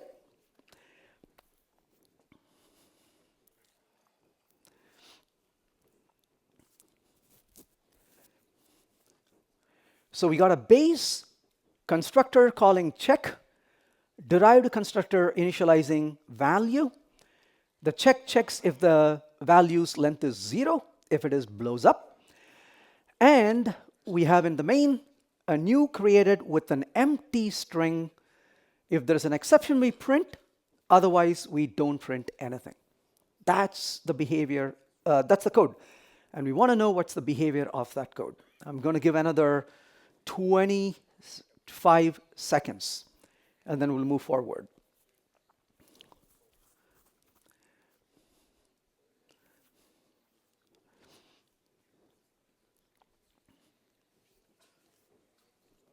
I can hear people discuss it. Do so. Absolutely. That's what we're here for.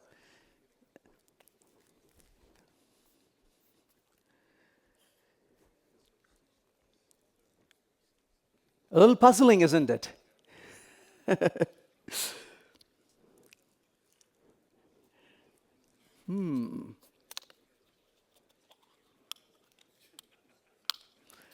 Ready to look at the solution? All right. Let's see what you all responded first. So this is on inheritance. And as far as the response, no output, 38% said no output. 10% said it won't compile. 29% said runtime exception. 21% said null pointer exception.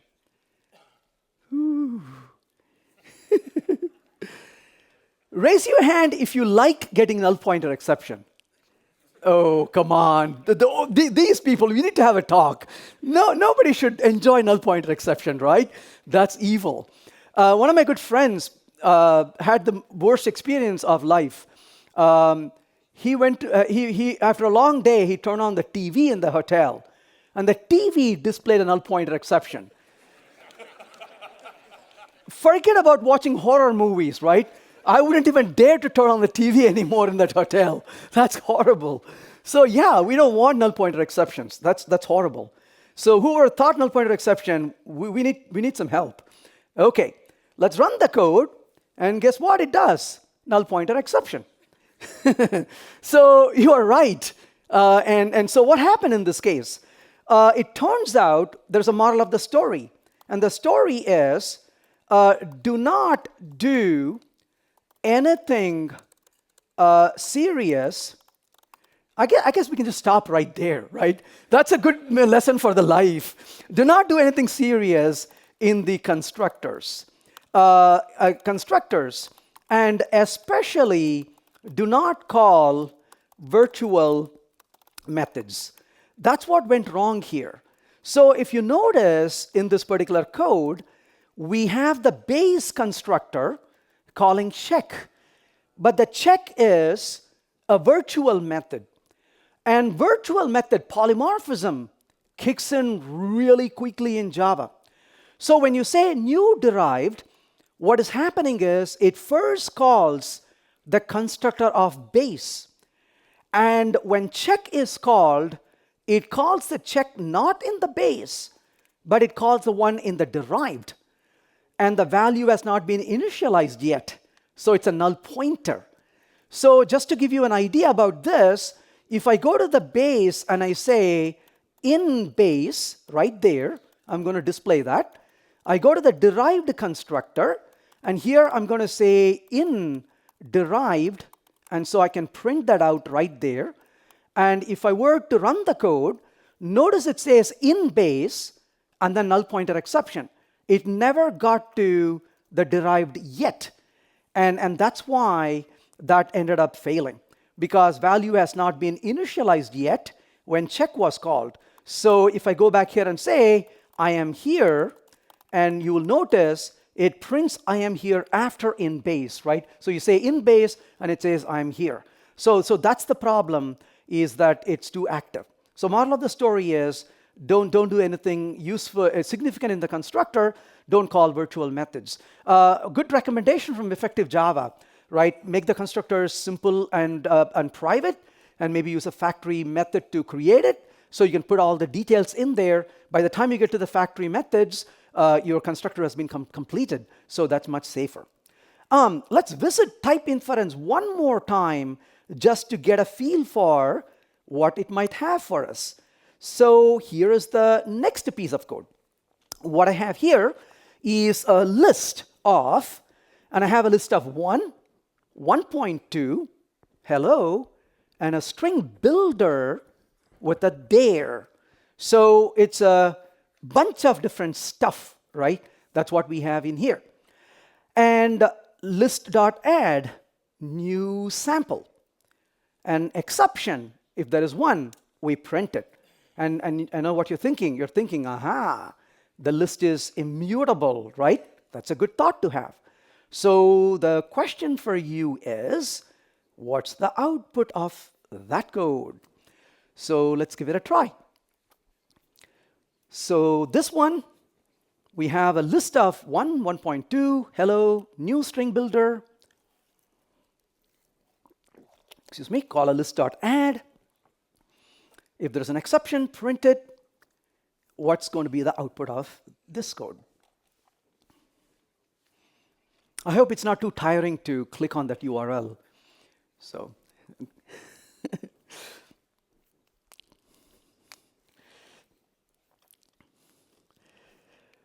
I'll give another 20 seconds or so. Here we go, 20 seconds.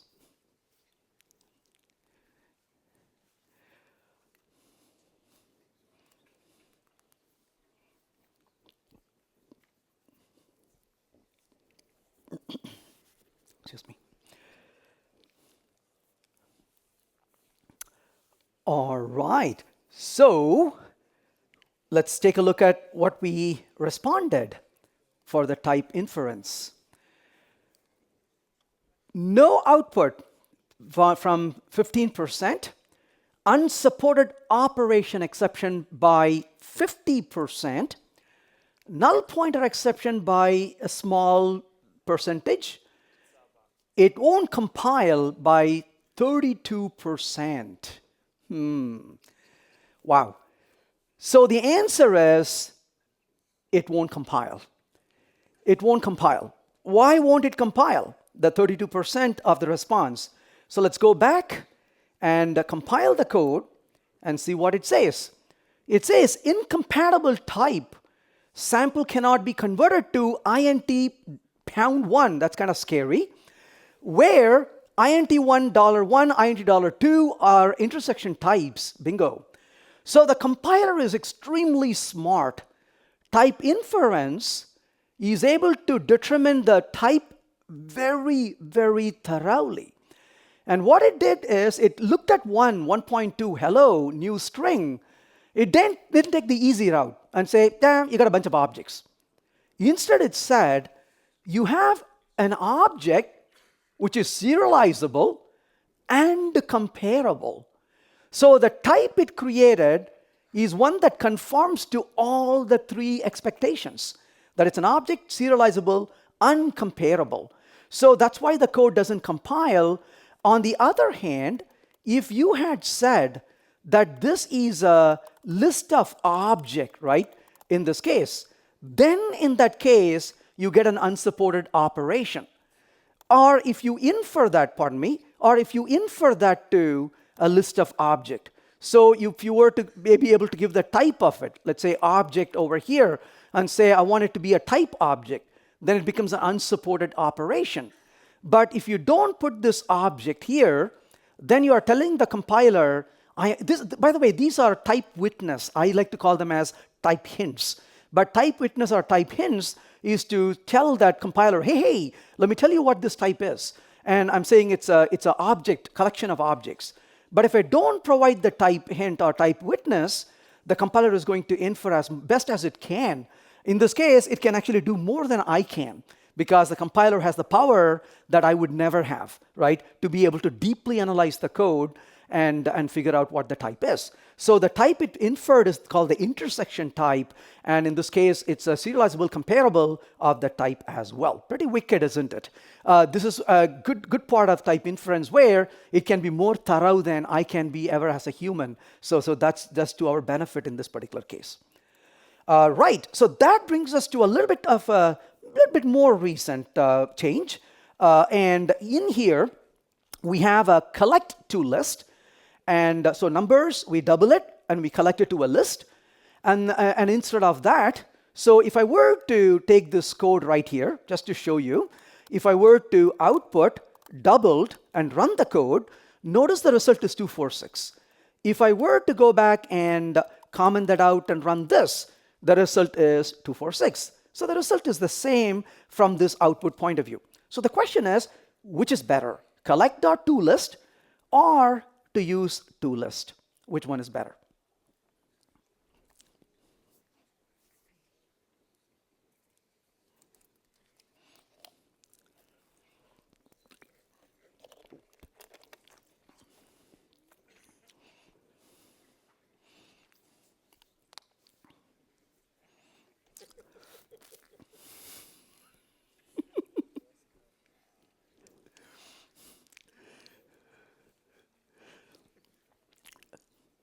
I wonder who chose that option.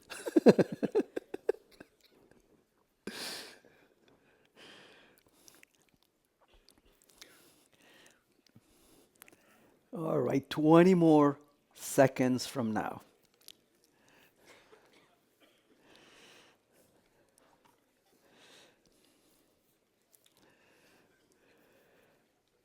Ten more seconds. All right, here we go. So let's see what the options are and what we chose. So collect.toList, I get paid by the number of characters I type. 15% chose that. I like your honesty. I have to ask my intern. 9.4% said that. I like that answer as well. Toolist, because that involves less typing, said 44%. They both do the same, said 31%. And the answer is none of the above. There is a reason why toolist is better, but the reason is not because it involves less typing. Yeah, sure, it does involve less typing, but that shouldn't be the reason to choose. So if you chose 44%, said toolist is better, you're right, but for a different reason. Yes, it involves less typing, but something to think about when it comes to the behavior of these code. One of the things we care about is, as much as possible, we want to be able to promote immutability. So let's go back to this code for a minute. And if you were to take this doubled, and again, if we were to take the double.add, and I add a 99 to it, notice the result contains 99. You don't want that, right? You don't want to be mutating that particular result. So that's kind of unfortunate. Well, as an alternative, again, don't quote me on the version numbers. I can never remember these. But I think somewhere around Java 9 or 11, we had a new function introduced that is to unmodifiable list. So to unmodifiable list. Let me try this again. So this is collectors, right? Oh, collectors, yeah, of course. Let me try this one more time. So to unmodifiable list. So basically in this case, you're saying, it gave a, I was right, it just threw an exception. Correct, unsupported operation, right? So you cannot add to it in this case, and the reason is why. And here's another way to understand this. So to get a better understanding of this, let's go back here, create that list. But here, in addition to outputting this, let's take a look at getClass and see what the type of this object is. So notice it's an array list, right? So no big deal. That's what you got. But if you go back to this and you try this one, you can see that it actually creates an immutable collection of list n. Now, so the to unmodifiable list, so this is mutable, right? So that's what it is. It's mutable. This is immutable. Now, more recent change to list.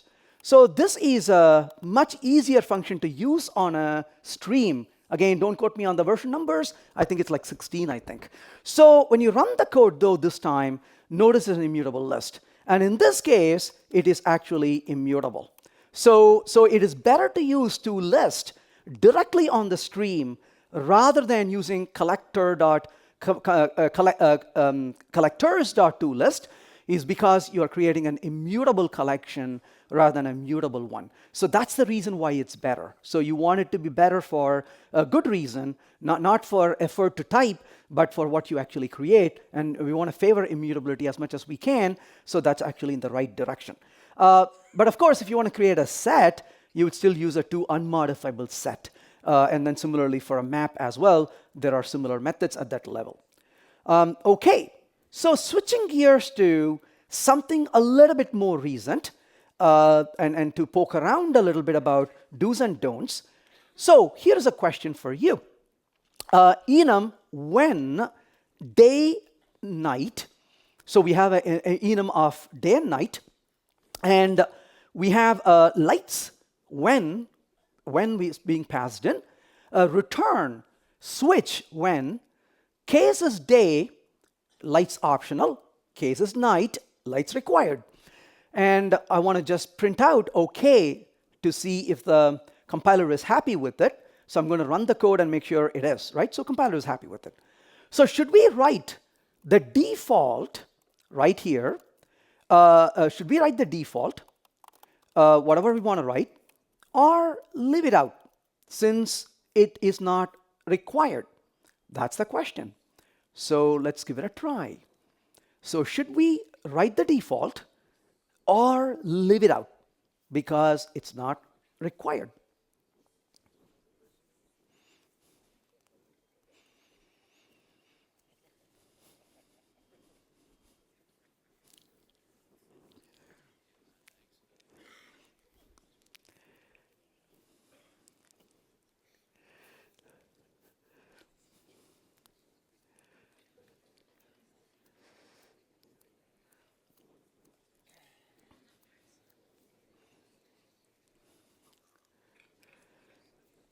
While you're looking at it, remember in more recent version of Java, we use when for the guarded switch, guarded pattern matching.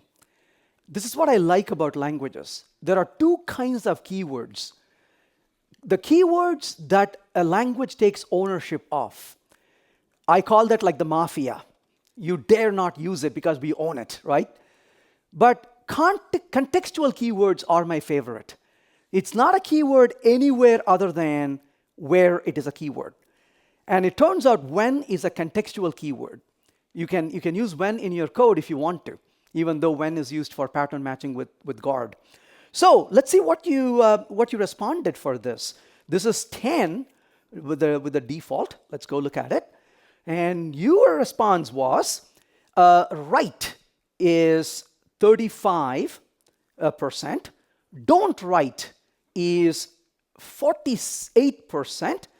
Write but comment it out.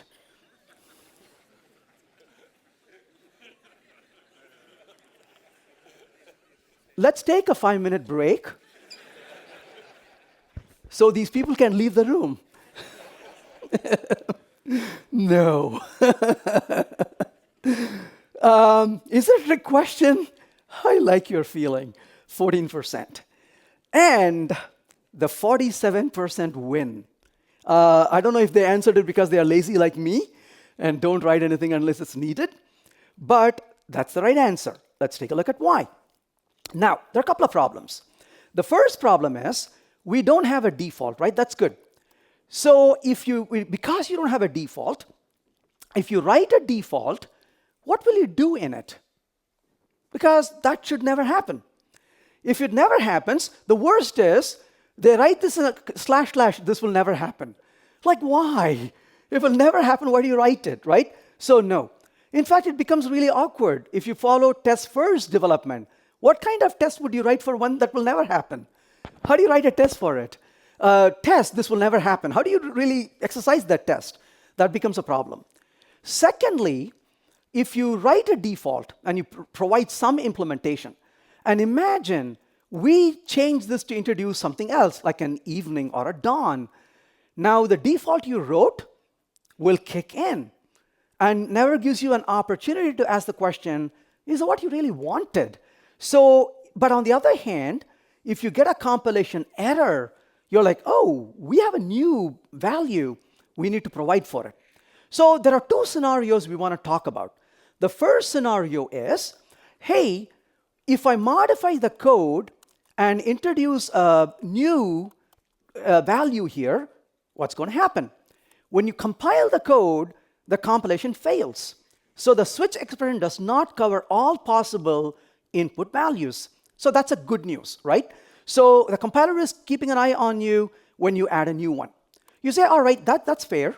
But what if I add a new one, but this is in an external library, and I receive an update, but I don't recompile my code at all? Then what has happened, right? That's a fair question. And here's the good news about it. If it's an external library and you don't recompile your code, let's find out what's going to happen. So let's compile the code really quickly here. Let's take a look at the bytecode that was generated. And when you look at the bytecode that was generated, notice what it tells you. It tells you that I am going to contain a 43, it says, and in this case, here is the switch, and it says default 36.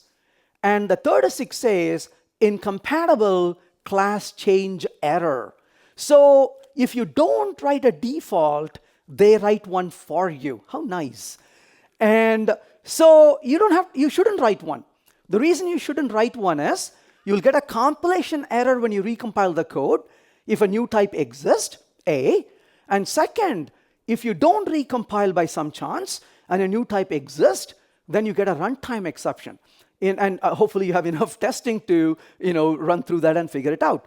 And the point is, now you can take the time to do the right thing because now you have a situation to handle that you didn't have before, so you can give it the due consideration and do what is appropriate. So the answer to that question is don't write it. So that's that. So in other words, if the compiler doesn't insist on you writing default, don't write it. That would be the recommendation, is to leave it out.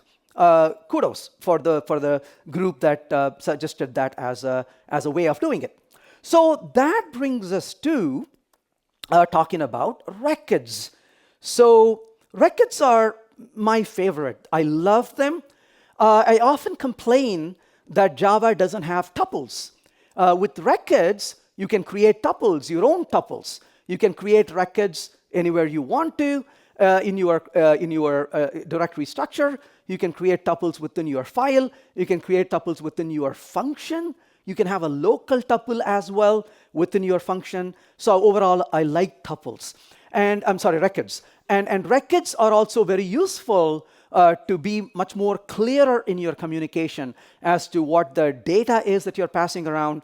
And of course, I really like records because you can also use them right now for destructuring as well. So overall, I'm a big fan of records. So having said that, let's take a look at one example here. So I have a record called year, and the year record takes a year as a value. And here is a constructor year. It says if year is less than 0, throw new runtime exception. Year should not be negative. And if the year is less than 100, then this dot year equal to 2000 plus year. And unfortunately, that gives an error. Error cannot assign a value to final variable year. And the rest of the code is here, as you can see. Why does this code fail to compile is the question we're going to answer, right? So the question is, why does the code fail to compile? And just to emphasize it, when I run it, you can see that's the error I get, right? Cannot assign value to final variable. That's what it's telling me. So the question is, why does this fail to compile? So here is your link to take a stab at it.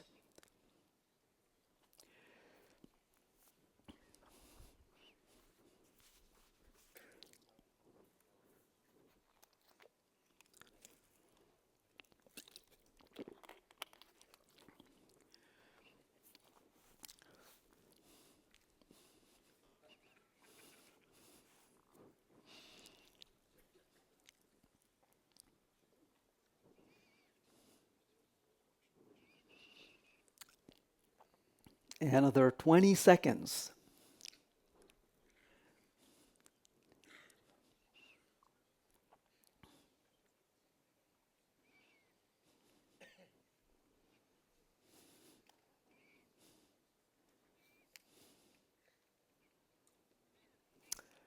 All right. So that's exercise 11. Let's take a look at the response for that. Record is immutable, so you cannot change year. That's a response from 46%. This is not accessible yet in the life cycle of the object. That's from 28%. You have to write a canonical constructor, says 16%. And 9% says, dude, you got to upgrade to a newer version of Java. The right answer for this is this is not accessible yet in the life cycle, the 28% right there. So let's go over the response before we look at the code. Record is immutable, so you cannot change the year. Well, it is true that record is immutable, but that's not the reason why you cannot change the year. So this is one of those cases where the majority actually got it wrong. That's not the reason. You have to write a canonical constructor. Oh, by the way, I highly recommend don't write canonical constructor. That's not a good practice. If you are tempted to write canonical constructor, go tell a friend. Tell them that you have this compulsive thought to write a canonical constructor. They should talk you out of it. It's better not to write a canonical constructor. Why? Because it's cumbersome, it's error prone, it's often what we do because we had an old code we are converting from regular class to records. Better not to do it. What you want to do here is, the other is, of course, version of Java is not the problem. So this is not accessible yet in the lifecycle of object. That's the right answer. The reason here is, this, by the way, is called a compact constructor. A compact constructor is not just compact. It has some very important meaning to it. What does it really do? So this is a compact. So first of all, avoid canonical constructors as much as possible, right? And if you're writing them, yeah, you're fine. That's okay from refactoring code. So use the compact constructor instead. But think of, so here's where the catch is. Think of the compact constructor as a filter or a pre-processor before the constructor is called. So a compact constructor, I like to think of it like a filter or a preprocessor, right? So here's a way to visualize this in your mind if you want to. So this is your code, right? So you have your code and you call the compact constructor. So then the result of the compact constructor goes to the constructor. So that is how the construction actually happens. This is why you cannot call this, because this is not yet available in the life cycle of the object. So if you look at this code, when I compile the code, it gives me an error. Cannot assign a value to final variable year. That's a little bit misleading. It's not telling you the full truth. The real truth is that this is not known yet. So when you remove the this from there and you run the code now, notice it is 2024. In this case, when I say 24, it was 2024. So what's happening in this case? This is actually, you are passing, here's a way to think about it. You're passing 24 to the compact constructor. And what does that do? It changes to 2024 and passes that to the real constructor. And the real constructor says, thanks, I got what I want. So think of it as a transformer. Think of it like a preprocessor or a filter. So it's a filter in here, right? This is filtration. You're saying, no, I won't let you go through if you have a value less than 0. So from that point, it's like a filter. But this is more like a transformer or a preprocessor. And once you think about a compact constructor as that, it becomes a lot clearer why you cannot call this from here. So that's a little nugget, right? So you need to know that that's the behavior of it, and otherwise it can surprise you as to why the code works that way. So compact constructors are better to write, but write them for what they are, where they are really doing operations like filtering and transforming. Does it mean I should never write a constructor? No, not really. You can write constructors. The time I would write a constructor is if you want to construct your record with the data that's not part of the fields that you will put in a record, what they call as components, then that's okay to write those constructors. But if you don't have a reason to do that, then it's better to write a compact constructor instead of a regular constructor. That's a lot better. So that is the behavior in this code of how records actually work. So just a little bit of a detail that you need to be aware of. And that brings us to, once again, talking about the behavior of list. So here is numbers 1 with arrays.asList and numbers 2 with a list of.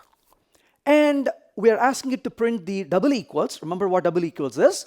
It's not a value-based comparison. It's an identity-based comparison. You're asking if the two objects are the same, not if their values are equal. And the question is, what is going to be the output of this code? So it should be a relatively easy one. So let's try it. So we're going to make a copy of the first one and a copy of the second one. And we are asking it to compare the two in here.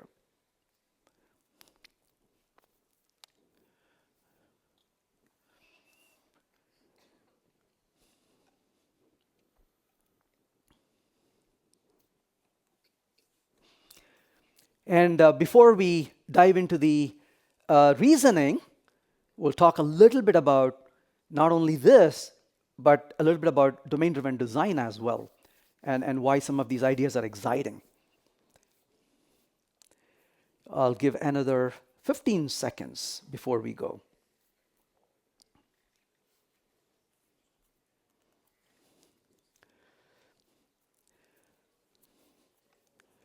All right. So what's the answer to this one? What's the response? This is, oops. So this is, didn't mean that. I messed that up. There we go. All right. So this one is, hey, there we go. 12. That's what I was looking for. So let's go over, copy of. And so false, false by 29%, false true by 51%, and true false by 14%, and true true by the others. False true, let's see if that's what I'm looking for. Yeah, well, actually, this one, is it equal? Numbers 1 is an array list, false, and this is a true. So when I run this, it's a false true is the response. So, yep. False true. So majority got it right. That's awesome. So what's the deal? Here's the charm. As list creates a mutable list, as we talked about earlier. Of creates an immutable list. So when you do a copy of, and here's the charm of this, right? So when you do a copy of, the copy of is smart. It says, oh, that is a mutable list. So the copy I'm going to make is an immutable copy of that.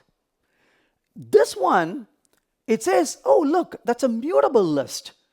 I don't need to waste my time making a copy. And this is the beauty of this. What is immutable is safe to share. Right? What is immutable is safe to share. If I say, here is some data, you can use it. Well, now you're referring to it. If I change it, you're going to be upset. Because, hey, that's not the value I was looking at. Why'd you change it? And I often give this as an example. Stock prices never change. And you say, dude, when is the last time you bought a stock? Stock prices never change. If you ask me, what was the stock price, for example, of Google on December the 2nd, 2022 at 1 p.m. Central Time, I'll tell you exactly what it is. It's never going to change. So based on a time, it is immutable. It's never going to change. And every timestamp, we have an immutable data. So what is immutable is safe to share. You can copy the stock prices, the historic data, save it anywhere else. and never worry it would change. And it's very safe to share. What is immutable is safe to copy. I can make copies of what's immutable because when I make a copy, I know for sure it would never change ever because it's immutable. So it's very safe to copy. Like, why would I copy? Why would I share? The answer is that's your problem. You can decide why. Who should question that, right? If you're in a single system, in a monolith, you want to share everything inside the monolith, go for it. If you're in a microservice, or if you're in a distributed system, and you want to really take this data and send it across to a remote microservice, that microservice wants to make a copy, it should have a copy of it.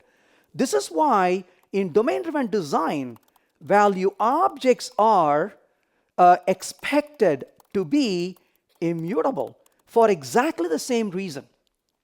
In domain-driven design, we say, hey, these value objects, make them immutable. So when you make them immutable, they're very safe to share, they're very safe to copy. In a distributed microservice, I have my microservice, you have your microservice, and we need to exchange data. I'm going to send you my data. You can make a copy of it and keep it if you want to. There is no problem. Why? Because that value object is immutable. It's safe to be shared. It's safe to be copied. So that immutability really shines over here. And this exercises the fact that because it's immutable, it's safe to share. So it just returns you the same reference to it rather than wasting the time creating a copy of it. And that's basically what you saw there. So that brings us to three more things we want to talk about. So the collectors, switching back to collectors, how does that actually work? So we talked a little bit about collectors before, but let's take a look at this. I have a list. Maybe I could have used a list off here. I should. And those are the values in the list. And we have numbers.stream, and we are saying collect min by, and then we have a numbers.stream and a collect max by. So we are iterating to find the min, iterating to find the max. And we print the min, we print the max. When we run the code, we got an optional 10 and an optional 44. So the question is, how can we remove the duplicate call to the stream in the above code? So I don't want this to be duplicated. What's one way to do that? How to remove the duplicate call in the above code.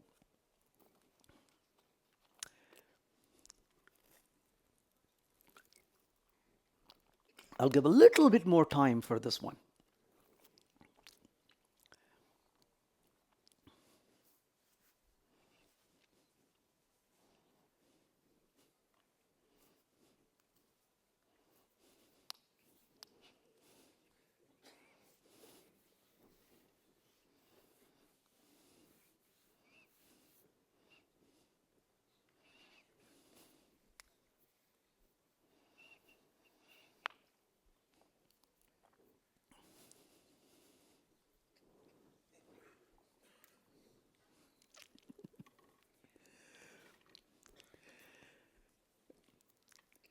Twenty more seconds.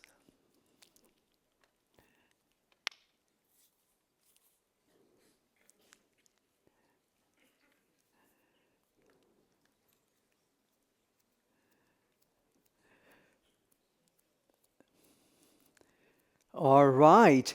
So let's take a look at the response for this one and see what you have.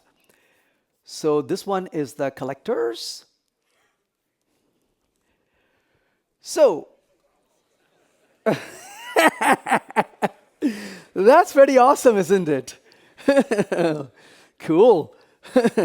So using grouping by was a response from 23%. Using partitioning by, not a bad answer, by the way, is 23%. Using teeing by 26%. Almost the same as the other one. Don't let anyone tell copy and paste is bad. So, clearly we know the last one is not the right answer. So what's the answer? there's a feature of teeing. Teeing is, so what does teeing really mean? Let's talk about teeing. And that kind of comes close to the majority response, even though it's a simple majority. Let's talk about teeing. So when you have a stream of data coming in, and as you know, we could do things like filter. So when you do a filter, you do a map, and you can do various other operations. And when you do, you're basically going through this stream, and that's like one control flow, right? That's what we are dealing with. And that's useful, and we've done that quite a while. And you can do a filter map and whatever other operations you want to perform, limit and take while and so on. So that's useful. But there are times when you want to take this stream of data that you're processing, but right about in the middle of this processing, what if you want to do the following? You want to, so to say, fork or split, and you want two control flows, if you will. And you want to perform two sets of operations, and then when you're done with it, maybe what you want to do now is to come back and you want to merge them together. So that's not a very unusual use case. And when you merge them together, you may want to continue doing some other operation with the data that you merge. Now, here is the funny part. And I'm not suggesting you do this, but can be really interesting. You could think about taking this one, and maybe you want to branch off here rather than here. And maybe you want to branch off here. And you can now have, you can see, two more of those going. And then you can merge them together within this right here, like so, right? You could do this, and then rather than having these things, you could simply merge these two together, somewhere here and somewhere here, and merge them together, and then you can, continue moving forward, right? So something like that, you get the point. And similarly, you could have like a branch here as well. And if you try to do this one more time, that's the best way to get kicked out of the team, right? Because that's going to become too complex. You don't want to handle that. But in a simpler case, this can be very effective if we don't go overboard with it. So I would generally say, stay with one level that's somewhat reasonable to handle. If you want to go deeper into it, I would definitely start splitting them to other methods for me to deal with that. So that's basically where this becomes really useful. So let's take a look. So here is an optional 10 and 44. That's the output we want. But how can we achieve that in one sitting, right? That's a question. So I'm going to show you a couple of different options here. The first is, let's say result is equal to numbers.stream, and here we'll do a collect. And within the collect, we will do a teeing like so. So a teeing gives us that flow that I talked about a minute ago. So before I go into that further, one of the most powerful and complex things I've seen in the JDK is the collectors API that you have. So with the collectors, you have functions that we know already, right? Like, for example, toList we saw earlier, to unmodifiable list that we also saw. But you also have functions like grouping by and partitioning by. But here's the charm. When you look at a grouping by, you can do grouping by, and you can specify a function, for the label. I think about this as a function that returns a label of a bucket I want to place this in. But here's the coolest part of the grouping of the collectors. You can do that, or you can say grouping by comma, and you can say mapping, and you can specify the function to map, and then you can say to list here, for example, or you can say to set. So the point really here is, did you notice the recursive structure that you have here? That to me is like, ooh, that's amazing.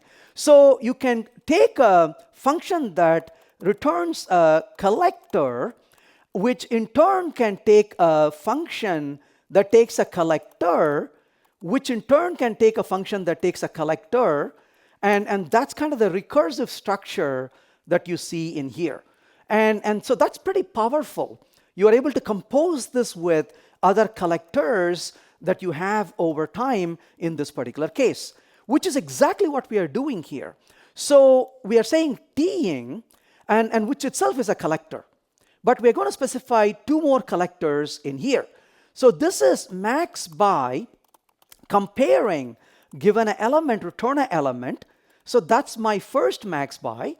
And then I'm going to say this is my min by, and I'm going to bring in a collector.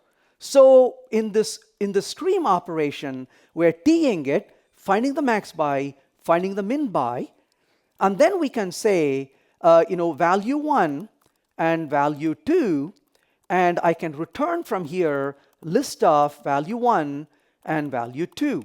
So this becomes a nice way for us to use those values, and you can specify here, let's say output, the result we got at this point, and see what the result contains. You can see it's optional 44 and optional 10 that come back from this. And I think I mixed them up, so I'll change that to min by and max by, so similar operation.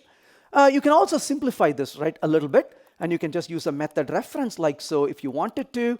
So that becomes a little bit more concise, almost, and that becomes a little easier to use as well. Oh, you know what? This is a feature I would like to have in Java, by the way, where you can have a comma in the end. I saw this feature first in JavaScript, and I had my doubts. Then I saw it in Python, and everything that Python does is good, right? So, but I like this feature, honestly, because it makes me being lazy. When I'm creating a list of stuff, I can just leave a comma in there and keep adding to it. I think that's a good idea. I like that. So I wish that was there. I got into the habit of putting commas now. Okay, so anyway, but back to this. You got a 10 and a 44. So that's one way to write it. And of course, if you want to access it, you can say get 0, and you can say result.get1, and you can get those values. But this is, unfortunately, battery, no battery. That's no good. So unfortunately, let's see, there's got to be some place to turn this on. Maybe I can ask your help. Thank you, appreciate it. Thank you. So essentially, in this case, we want to be able to process this list of data. And let's just step back for a second and try this again. So in here, right? So when we go through, we perform the teeing operation. We get those two values. And then, of course, once I get the list of these values, you can simply say in here, dot get 0 to get the first value, result dot get 1 to get the second value. And obviously, in this case, I could do something along these lines and say a plus and a comma just to display it in this particular case. So let's see if that works. Yeah, thank you so much. I appreciate that. So essentially, right there is the values. But it kind of leaves you with the bad taste, right? It's like, I don't know if I want to really use a list of. That's a poor man's tuple, right? I can use a tuple to create it, but I like a little bit more expressive code. So what you could do here is, this is where the beauty of records within functions come in. So you could say record min max, and you could say int min and int max, and you could create that record like so, right? So min max is a record we just created. So then you can come down here into this code, and I'm going to step back for a minute before coming back to this. So I'll just simply say result here, so it's a little easier to work with. And then what am I going to do here? I'm going to simply change this to a min max new, right? Which is what I want to create, is a min max new. So as a result in here, we created a min max as a value, and when you run it, it's going to produce that particular value. Ooh, this is where the type inference kicks in and tells me it doesn't like me. So let me take the result here. So this is value 1 and value 2, and see if that helps in any way to get through this. Otherwise, we may have to give a little bit more type information for this to work with. So type inference is great, but there are times when the compiler just struggles to find the type information from your code. You may have to provide a little bit of a type hint in those cases for it to know. And in that case, so it says incompatible type optional integer cannot be converted to an int. Oh, okay, I see what the problem here is. That's the reason. So I'm going to change this to an integer right there, integer, and change that to an integer. See if that actually helps it. And that probably reveals the problem. And finally, value 1, value 2, and it's not happy with me in the conversion here. But let's see what's going on.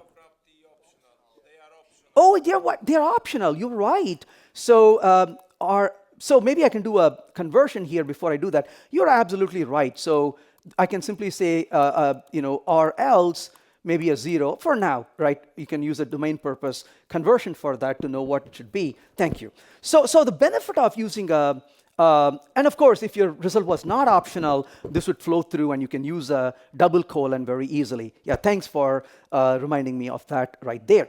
So the benefit of this is you can take this result now and you can simply say, here is the min you really wanted, and then you can write result.max as well, and you can get that value. So in my opinion, parentheses. So in my opinion, that becomes a little bit more readable, right? So it makes it a little bit easier to express rather than using a get 0 and get 1. That can be a little bit better way of writing code, in my opinion. So play with that where it makes sense. But coming back to the original problem, teeing is an interesting function that allows you to do this kind of a stream where you can kind of split and do two operations, have a control flow, and then you're merging them. So you have one flow of control, you have another flow of control, and this is a merge of those two results. You can do any, pretty much any collectors operation that you do there. There are times I've written code with filtering and mapping and flat mapping and so on. So you could do any of those operations there. My recommendation generally is don't go overboard with it. If you read this code and you're like, oh my gosh, I really have a hard time understanding what the code is, don't try to get too clever with it. If you write a code that even you cannot understand after 2 weeks, then it's no really good reason to be writing that code. So use your judgment. It's great to show the power, but also at the same time, it's got to be within the spectrum where it's easier to understand, easier to maintain as well. To me, it's not too bad when you have a few of these, but don't go overboard with it. That can be helpful. That brings us to two more things to talk about. And the next one here is about a switch. So let's take a look at our wonderful switch. So what I have here, let me go through the code, is a grade function. The grade function says string letter grade is empty, and I apologize for not having enough spacing here so I can show more on the screen. So you have a letter grade, which is empty. Case is 9 and 10, grade is A, 8, grade is B, 7, grade is C, 6, grade is D, default is F. And we return the letter grade in the end. What is the output of this code? So essentially, we are going through 90, 80, 70, and 60, and mapping through the grade and printing the grade out. So the question is, what is the switch going to produce as an output? So let's take a look what we can find.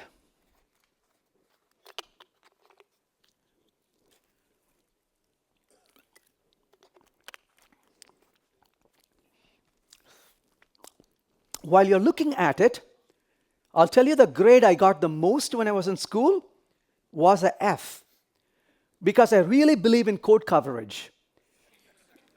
Why would you not want to exercise all the code to evaluate your grades, right?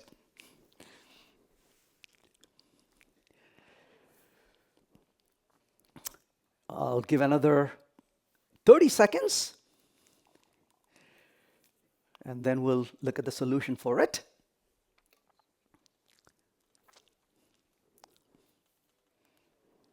We'll take 15 more seconds.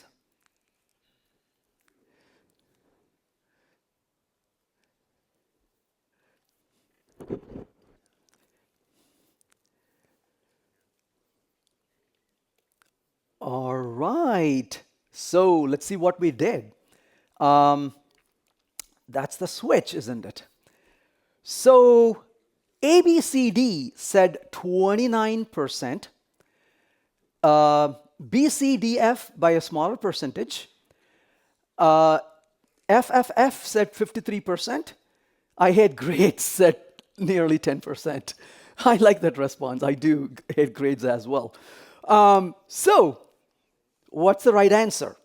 53% nailed it. It's all F. So let's talk about why switch statements are really not such great things. So a couple of things I want to talk about. First of all, about statements versus expressions first. Then I want to talk about a switch statement in separate after that. So first thing, I am not such a big fan of statements in general. It really dawned on me after a few years. Statements, so what do statements do? Statements perform action but do not return anything. How rude. Think about it, right? Hey, can you do this for me? Done. What was the result? I won't tell you. You want it? You get it for yourself, right? So statements don't return values. They're very timid. They just do actions and go away. Secondly, statements cause side effect, except one statement. This is the best statement in the world. It's called the no-op. It doesn't do anything, so it doesn't have a side effect. Any statement that's not a side effect, that's not a no-op, has a side effect. It's going to mutate something, because if it doesn't, that's as good as doing nothing, right? You will never know what a statement did if it doesn't cause a side effect. So it dawned on me one day. I was thinking about it and I said, wait, if statements cause side effect, then guess what? Maybe a purely functional programming language would be made of expressions and not statements. And I was kind of curious. I never thought about it that way. Then I started looking at languages differently. I would go to a language and ask, how many of your instructions are statements? How many of your instructions are expressions? In Java, if is a statement. In Scala, if is an expression, for example. Similarly, a for loop is a statement in some languages. For loop is an expression in some. So generally speaking, I like expressions more than statements, because expressions can compute, return a response to you. They don't have to cause a side effect, right? And a good expression shouldn't and don't. Switch is a bit more worse than that. Switch statement, the problem is it's verbose, first of all. It can get really verbose and unwieldy. Maybe they're a little bit better than if statements, but they get verbose. The second problem with switch is that they also are error prone. So they're error prone, like we just saw. That's why we were confused about the result, right? They're error prone. And also they have side effects. Side effects and force mutability on us. So we are required to mutate variables as well. But why are they error prone? They're error prone because the problem in this code is we forgot to put a break. Well, let me run this without the break. So when you run this, we got all F. But on the other hand, if you were to go back and run this code again, but we put a break in each of these. So once we put break, you got the result that you are expecting in this case. But that's kind of tough, right? Because it adds to the verbosity now. And you better put a break. If you forget it, you get wrong results. Sure, you may have found this using unit testing, but it's still annoying. So this is why I'm a big fan of the switch expressions in Java. Switch expressions, what are the benefits? So almost the opposite of those, right? So switch expressions, what do? They are concise, much nice, less error prone, so you don't use break, and also no side effect. So you don't have to have side effect, and if you do, you need to really have that be code reviewed and fix it. So essentially in this case, when you go back to this code, when we write the code, what can we do? So you can say, hey, here is my 9 or 10, but I'm going to simply say letter grade is equal to, and bring the switch over there. And look at how concise this is now, and you're not going to have the break. So you can get rid of the break, and then you can change this all to an arrow like so. So you can simply say here's an arrow, and that's an arrow, and the only difference is you need a semicolon in the end. Not too bad, right? So you put a semicolon at the end, you get rid of the break from here, and this becomes a grade B, and you can say this is the grade C. You can remove that right there. That's what a breath of fresh air, right?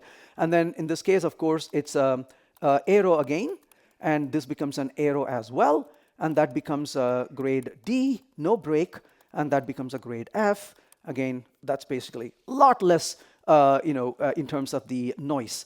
Obviously, you cannot put a break because break is a statement, right? This is an expression. You don't put a statement in that. Of course, somebody tries to force it into it, right? They put anything.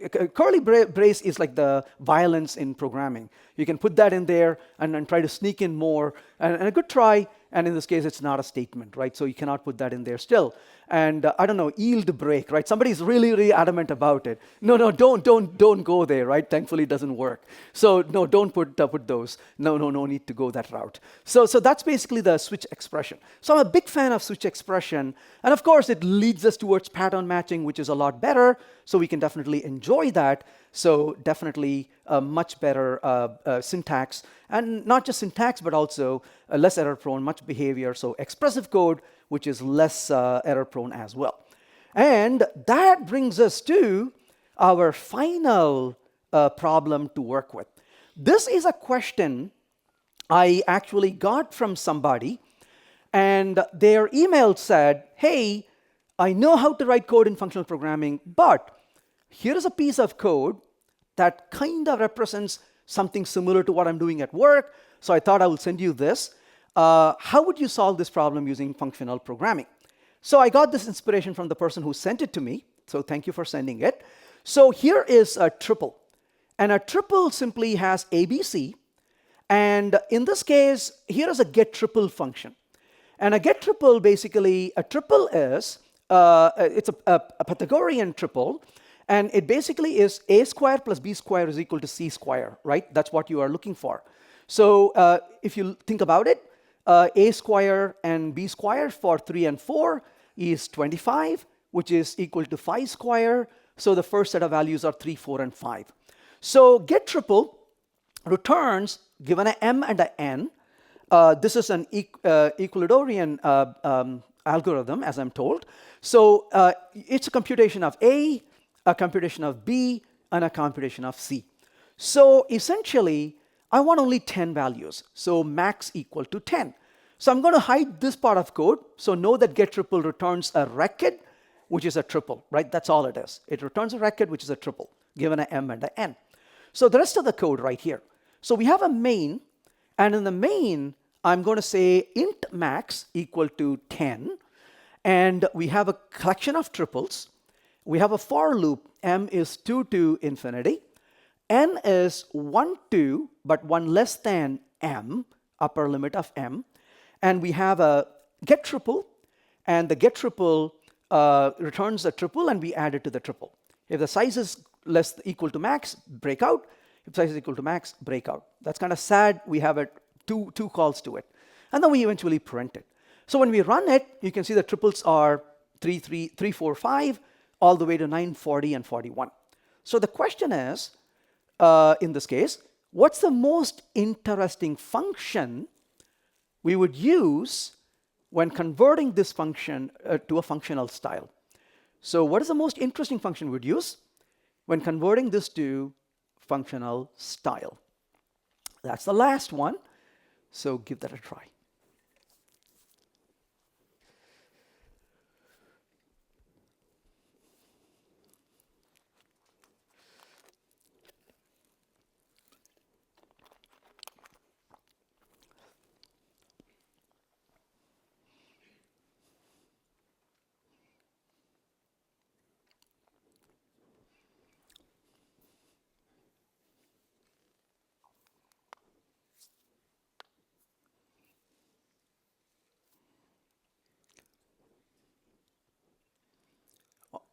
All right. Let's take a look what we have. I'll give another 10 seconds before I jump in and show the response. And here we go, the final one. So filter is 10% response, map is 34%, grouping by is 17%, and 38%, I don't think it's any of these. And that's the answer. I don't think it's any of these. So this one, a map is a tempting answer. But here's what you want to think about when it comes to this particular problem. So if you have, so let's say we have a stream of t, and a function, we'll call it one-to-one function. So what is a one-to-one function? If you give me an input, I'll give you an output. For example, we have amazing people here, and I'm going to ask you, what's your date of birth? Well, that's a one-to-one mapping. Every one of us has exactly one date of birth, right? I hope. So that's a one-to-one mapping. So if we have a stream and a one-to-one mapping, then a stream of t dot map function one-to-one returns in a stream of r, right, which is the result type. So that's good so far. But on the other hand, we have a stream, let's say, of t and a one-to-many function. So we have people here. I can ask you, what are your email addresses? Well, that's a one-to-many mapping. Every person has multiple email addresses.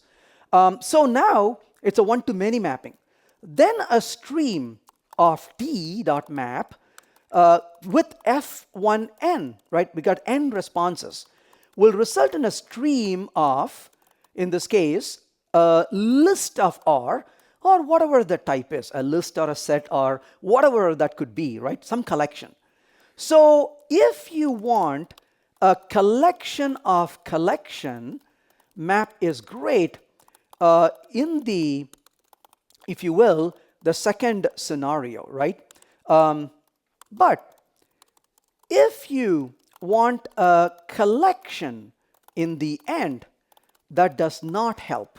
So I don't want a list of email. I just want a list of email. So how do I achieve that?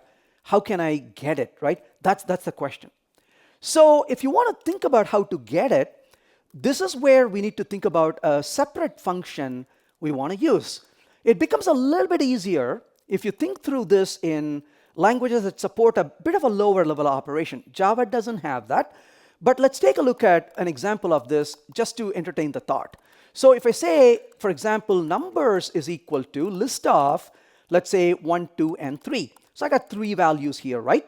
So I want to say numbers, let's say, dot map. And I want to take an element times 2. So that's a very simple operation. I'll put it in result is equal to. And I can print out the result. And this is going to be really easy, right? So you're going to get back a result of double of the values. That's a one-to-one function you are working with in this case. And it's returning the value for you. So one-to-one mapping. So that's no big deal. But if I go back here and say for every element, I get a list of, but an element -1 and an element +1. So this is going to give us a collection of data in response, isn't it? So the result is going to be a list of list that we're going to get back from this particular object rather than a list itself, right? That's what we are going to be getting right now is a list of list. So when I run this code, the collection, it contains a collection inside of it. You're like, yeah, I don't want that. So what you could do here is you could say this is a result, but you can do one more step before this. You could say result, 2 equal to result dot flatten. So you can flatten out the result. So when you get this result back, you can see that it's actually flattened out as one collection. Now here's where you got to be a bit careful, by the way. So don't be too eager.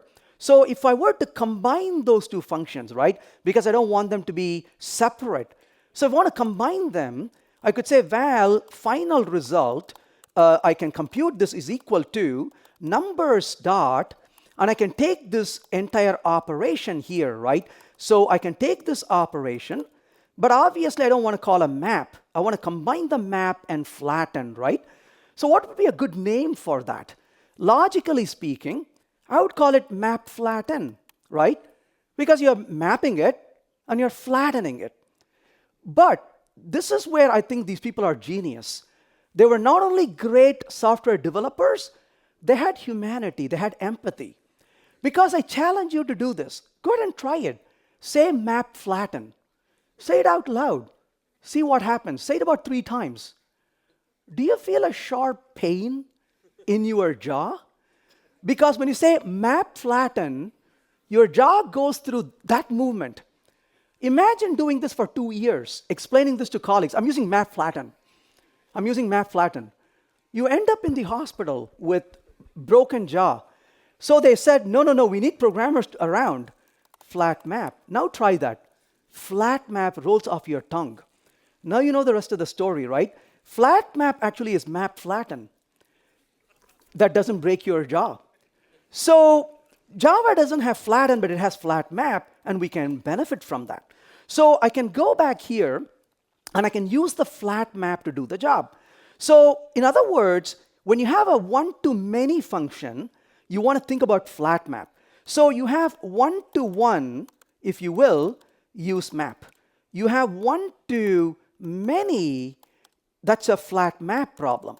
So essentially, you want to transform this data into one series rather than a series of collections, right? That's what you're trying to do. So back here, you want to get these triples going. So what are we going to do? You can start, first of all, by bringing in, let's just say I want to bring in the stream right here. And once you bring in the stream, you can say, hey, I want to start by looping through this. So let's start with int_stream.range. In this case, let's say iterate actually, sorry. So we can do stream.iterate, and we can iterate from a value of 2, and given a m, I want to get a m plus 1. So that gives us that infinite stream for the for loop. Then we can do a map, but a flat map, right? Why flat map? Because for every value of m, you have a collection of triple. It's a one-to-many mapping.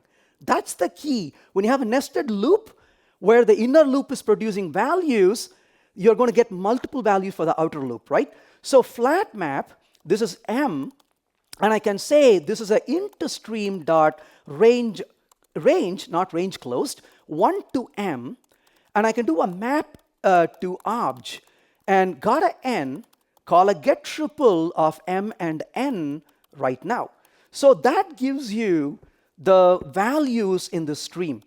Once you get the values in the stream, you can be back at the outer flat map. You can do limit just once to the value max that you're interested in, and you can do a toList to gather up the responses. So that removes all that bulky code, and it gives you the iterator. So this will be assigned to the triples that you have in here directly that you can use as well. So let's take a look at what it's complaining. So stream.iterate, spell that properly, iterate. And so that's iterating through the collection, and you got the data. So that becomes a very concise way, but it is to really recognize it as a flat map problem rather than a map problem. So it's a one-to-many mapping, and the minute you see a one-to-many mapping, we recognize that it's actually a flat map problem. So this is not as much as a problem you run into, but just discovering a solution that you want to use that can be really useful to try that out as well. So we looked at about 15 different problems here. We looked at a few of them that give us results we don't expect, a few of them that outright behaves quite different from what anybody would want it to behave. We saw problems sometimes with using inheritance and virtual functions improperly. We saw the behavior of the streams that were different at some points. We also looked at how records are beautiful, but we got to be careful in how we write the constructors for it. And the bottom line is we have to take the time to understand the semantics. When we understand the semantics, we are able to do better. This can probably be useful for us to write better code. It can be useful for us to do code reviews so we can help the team to write better code as well. And did you find anything useful in here? Awesome. Thank you so much for your time. I really appreciate it. Thank you. Appreciate it. Cheers.